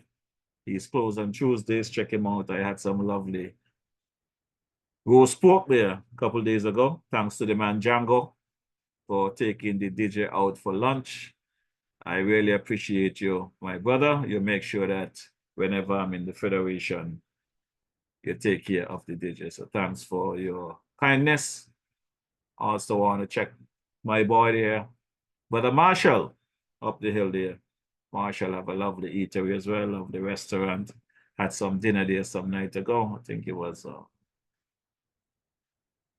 last week, 2 weeks ago. Very lovely food. So this guy, Marshall, and Brother Michael, check them out. Very good people. And also, my boy there in the Nevis area, my boy Mikey Slack, saw him last week. Take a quick run down into the St. Kitts area, into the Basti area, caught up with him by accident. But it was good seeing my boy Mikey. So good evening, Brother Mikey. How are you doing? I hope Sister Moffat as well, the Moffat Slack Liquor Store is doing well. My boy Jeff Pemberton, good evening. How are you doing? My boy Mackie Truss, not forgetting you. Thanks again for your accommodations while I was at Nevis. My boy Daniel Ataton there at the farm as well. Look forward to seeing you guys soon. So let me drop this ad here for my boy Carbo. And we're going to try to get it off here ASAP. I'm way past my broadcasting limit. Thanks to the Honorable A.G. Garth Wilkins for stopping in. That's why I have no problem giving you the few minutes overtime, because the conversation with Brother Wilkins was very interesting, very timely. As I've said to them time and time again, they need to come to the people more regular, and they'll be received very positively. You take too long to come, you're gonna have some problems because people is thirsty for information. The more you give them, better for you. So keep coming and give the folks the information. So Brother Cabo, good evening, sir. This one is for you. Cabos, located at Fountain Village in Nevis, is the go-to spot for your Saturday treats. Tantalize your taste buds with his delectable Cabos Delicacy Goat Water. Or, if you prefer some soul food, then Cabos Fungi and Fish is definitely the way to go. Call ahead and reserve at 869-663-9694. Then make your way over to Cabos and enjoy the vibrant atmosphere while you savor your delicacy. Cabos, we are not changing, we are only improving. Food all over. Food all over. You got the food all over. Yes, and when you're talking about food all over, let's go across to Sister Carmen and see what she have to say to you. Girl Sandra, you know where you can find nice fresh local food 7 days a week, one provision and all kind of thing. Girl, where? Right down there by Shellings, by Carmen Catering Services. Girl, she opposite the bus stop. Girl, and she also cater for weddings, parties, anything you want to cater for, funeral and all. Girl, and trust me, you're gonna enjoy the food. And she also selling bites and sundaes. Opposite the car shop, right down the main road. Girl, you could call 665-1494 or 663-6005 to order your food or go and pick up your food. Girl, the food that is finger licking and you get your money worth. You ain't want nothing better than that. So all the Yes, that is Sister Carmen letting you know about Sunday lunch special there in Boyd's Village, right opposite the Agaro's shop there in the bus stop. Check out Sister Carmen, let her know DJ Marisha sent you. And Monday to Saturday actually, all everyday weekly, you can find her there right on the waterfront there. We used to call it waterfront, now it's the Bayfront, now it's the ferry terminal. Right there's the buses, where the buses enter the terminal. That is where you see Sister Carmen Henry there on your left. Lovely food. DJ Marisha have tried the food, very lovely. So I definitely give it a heads up and a thumbs up and all the up them you could think about. Let's take a listen to DJ Marisha ad as well. Wednesday evenings are heating up. Log on to DJ Marisha's Facebook Live broadcast every Wednesday evening from 6 to 8 p.m. It's a frank and candid exploration into the social, cultural, political, and economic issues affecting our federation. And just in case you missed it, you can also catch the broadcast on his YouTube channel, DJ Marisha.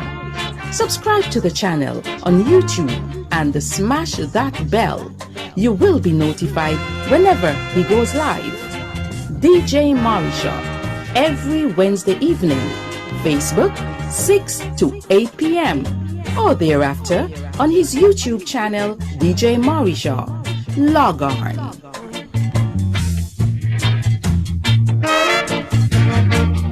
Yeah, man.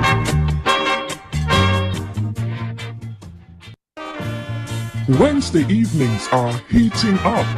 Log on to DJ Marisha's Facebook Live broadcast every Wednesday evening from 6 to 8 p.m. It's a frank and candid exploration into the social, cultural, political, and economic issues affecting our federation. And just in case you missed it, you can also catch the broadcast on his YouTube channel, DJ Marisha.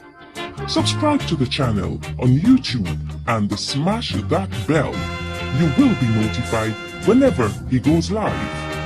DJ Marisha, every Wednesday evening, Facebook 6 to 8 p.m. or thereafter on his YouTube channel, DJ Marisha. Log on.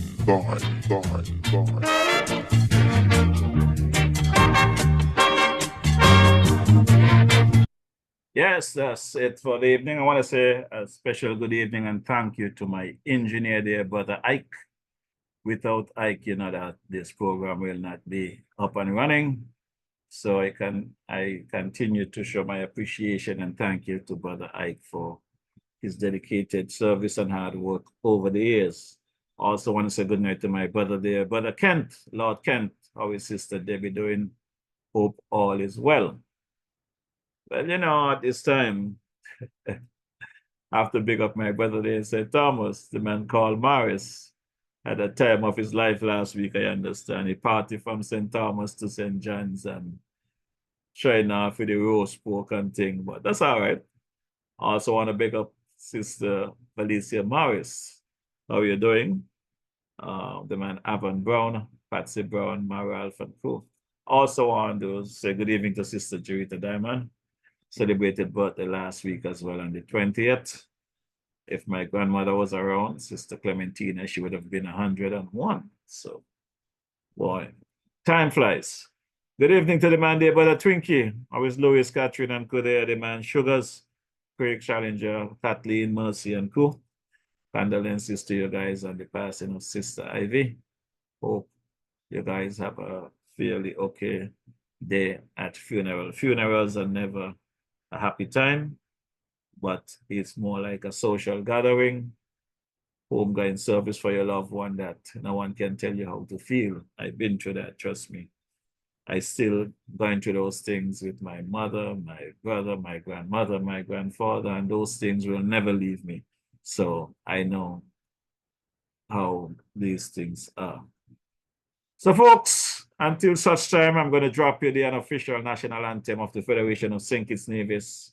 This one performed by the late great King Arrow, music by Element and the Jazz Brass. This one is called Arise. Now, my good people, and the music is lovely, but I'm asking you to pay attention to the lyrics.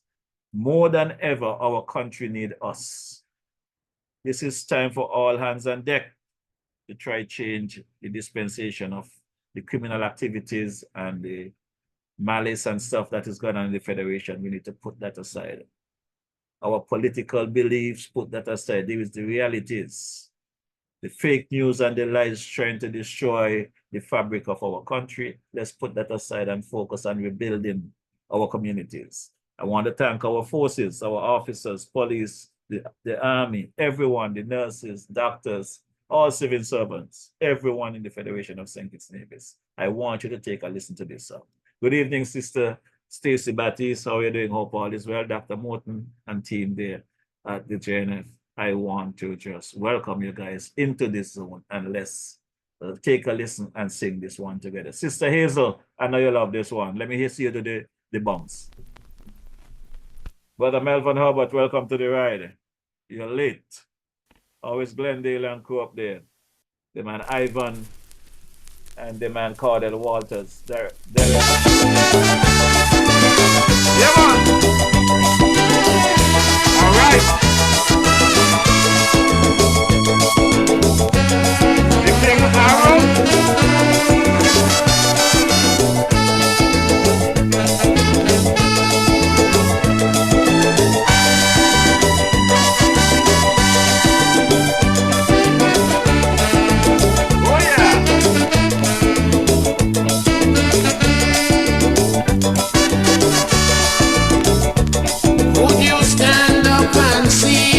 your country dying and never lend a helping hand.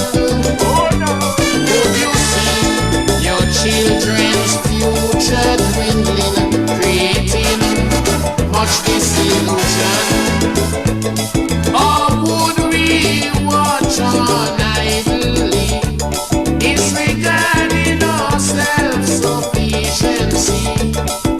Maladministration, wrecking all and all.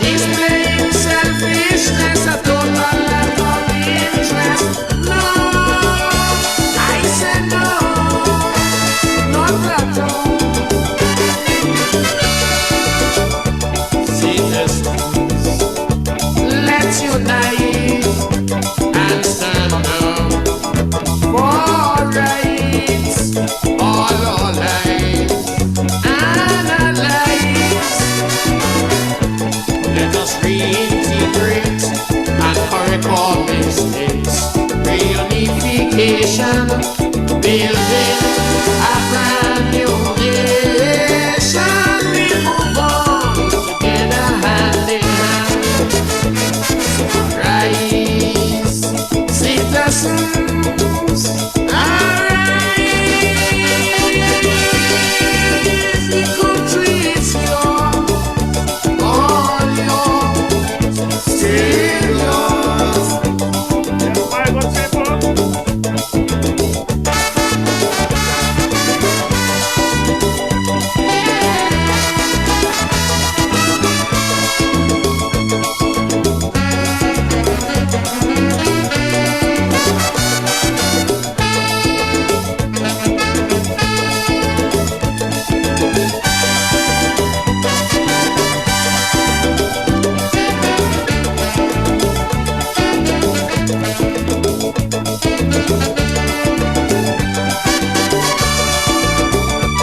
Can your conscience be clear? Indulging corruption or misusing public office, being accused of unemployment and crimes, or disrupting a citizen's peace. Oh, my country in this harmony, separated politically. Hatred for a brother, cannot love each other. No, I say no, not at all. Citizens, let's unite and stand up for rights, all our lives and our lives. Let us reintegrate and correct our mistakes. Reunification, building a brand new nation. We move on together hand in hand. So rise, citizens, arise. The country is yours, all yours, still yours.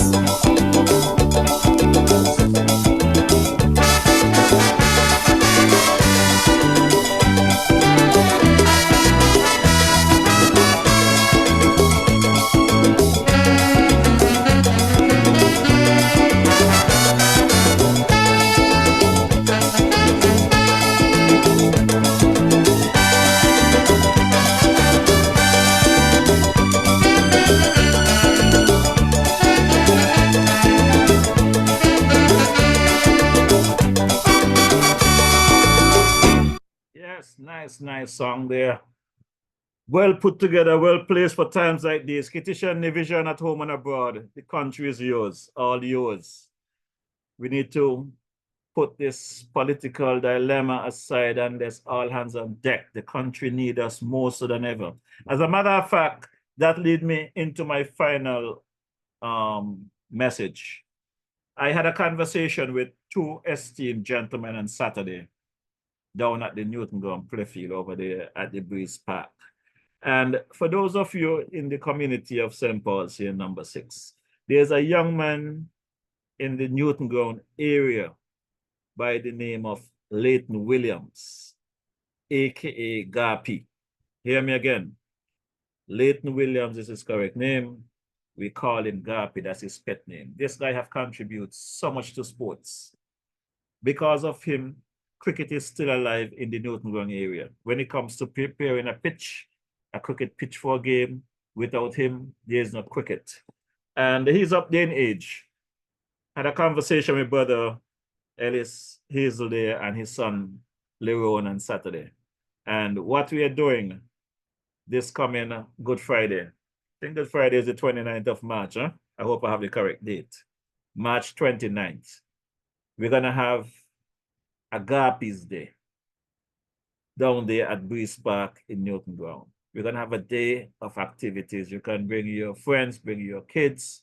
We're going to have some dominoes. We're going to have some cricket. We're going to have music by the Road March champion, the Small Axe Band. We're going to have everything there. So That's March 29th. I think that is the date. I will follow up with more information as soon as I get the flyer from Brother Lerone, but save the date. We're gonna be at Breeze Park in Newton Ground, and that day you could fly your kite, you can play your games, you play your domino, but we definitely will be playing a 2020 cricket match. We'll have 2 teams, so you folks who up to playing a game of cricket, just make sure you show up on time, because once we select the team, that's the teams that will be playing. We are not saving the game from nobody. You love the game of cricket, you want to participate in the Garpies fun day, just come on down to Breeze Park. Just be there by 10, 11 o'clock when we select the teams. We're going to have a 2020 cricket match, enough entertainment, enough food and drinks, music by the Small Axe Band. They say the sweetest band in the world. So just keep that in mind. Good evening, Brother Elvin Ellie, Justin Stacy, Jessica Lewis. I also want Brother Uriel Swanson. How are you doing? Good evening. Sandy Daniel Wilkinson. How are you doing? Ira McMahon. You still around, my brother? Hope all is well with you. Brother Sam Kanda Dwyer, Larry Vaughn, and team there. Dr. Martin. I just want to invite you folks to check out Uncle Joseph down there at the Garvey's estate. While I was live, someone called me, wanted some information, so they wanted to get in touch with Uncle Joseph to do an event down at the Millhouse Guest House Garvey's estate. So let me just give the number for the benefit of everyone again, even though I give it out weekly. Uncle Joseph number is area code 869-668-1392. That's 869-668-1392. When you speak to Uncle Joseph, just let him know that you spoke to DJ Marisha, and he will definitely give you a good discount and whatever you want to do there. So you want to get someplace to stay overnight, you want to celebrate your wedding party, whatever we pass, Uncle Joseph can accommodate you. Until such time, my good people, as we meet again, DJ Marisha is signing out an hour and a half overtime.